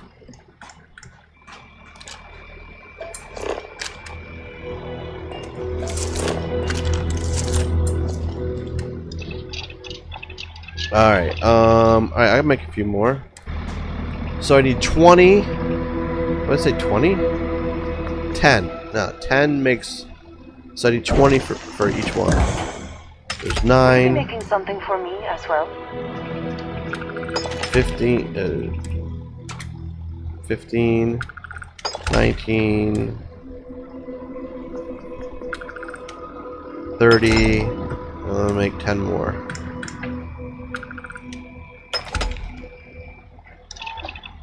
Because we're running out of iron.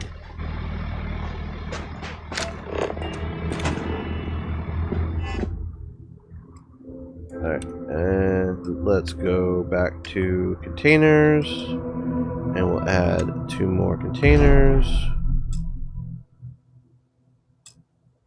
Oh, I'm out of iron already. Alright, alright, let's connect the containers.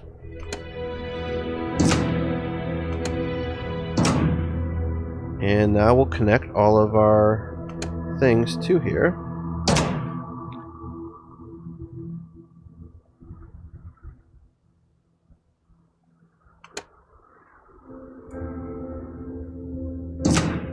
How many did I make?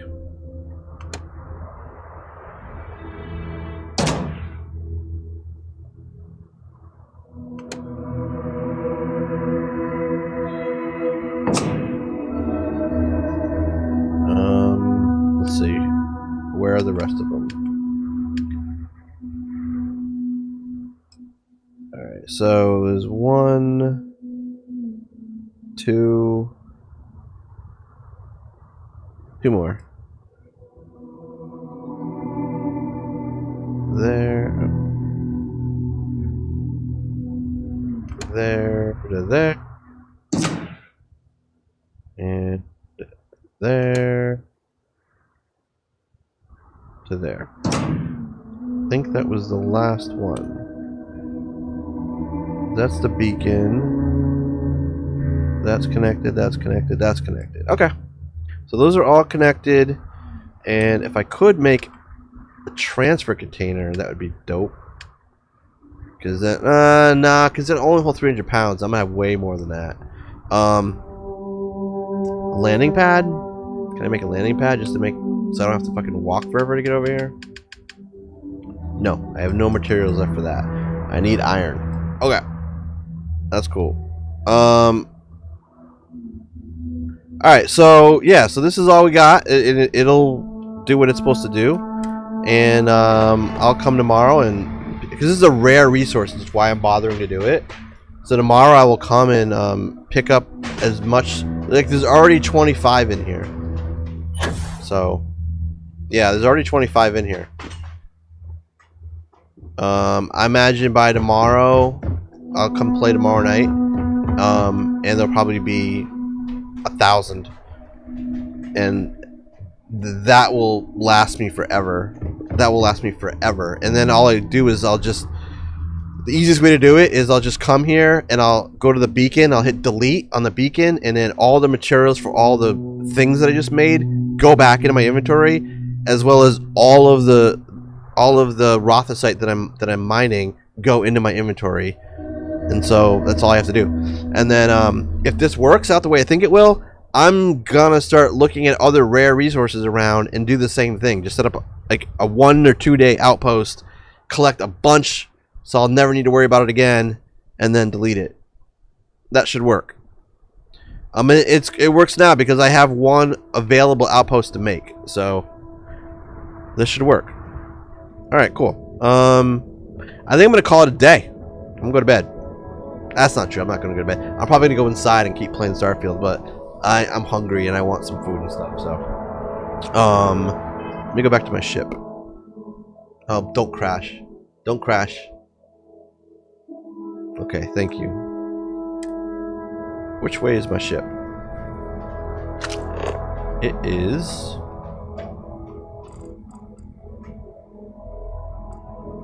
Which way is my ship? There it is. I'm fat. I'm overencumbered. Fine, I'll fucking run. I'll fucking run. All right. Have a great night, Smash. Good to talk to you, man.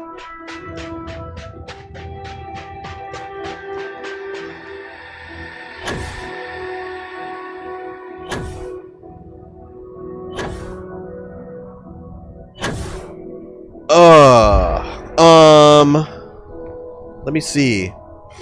Let me see. 1 second. Ah, mother.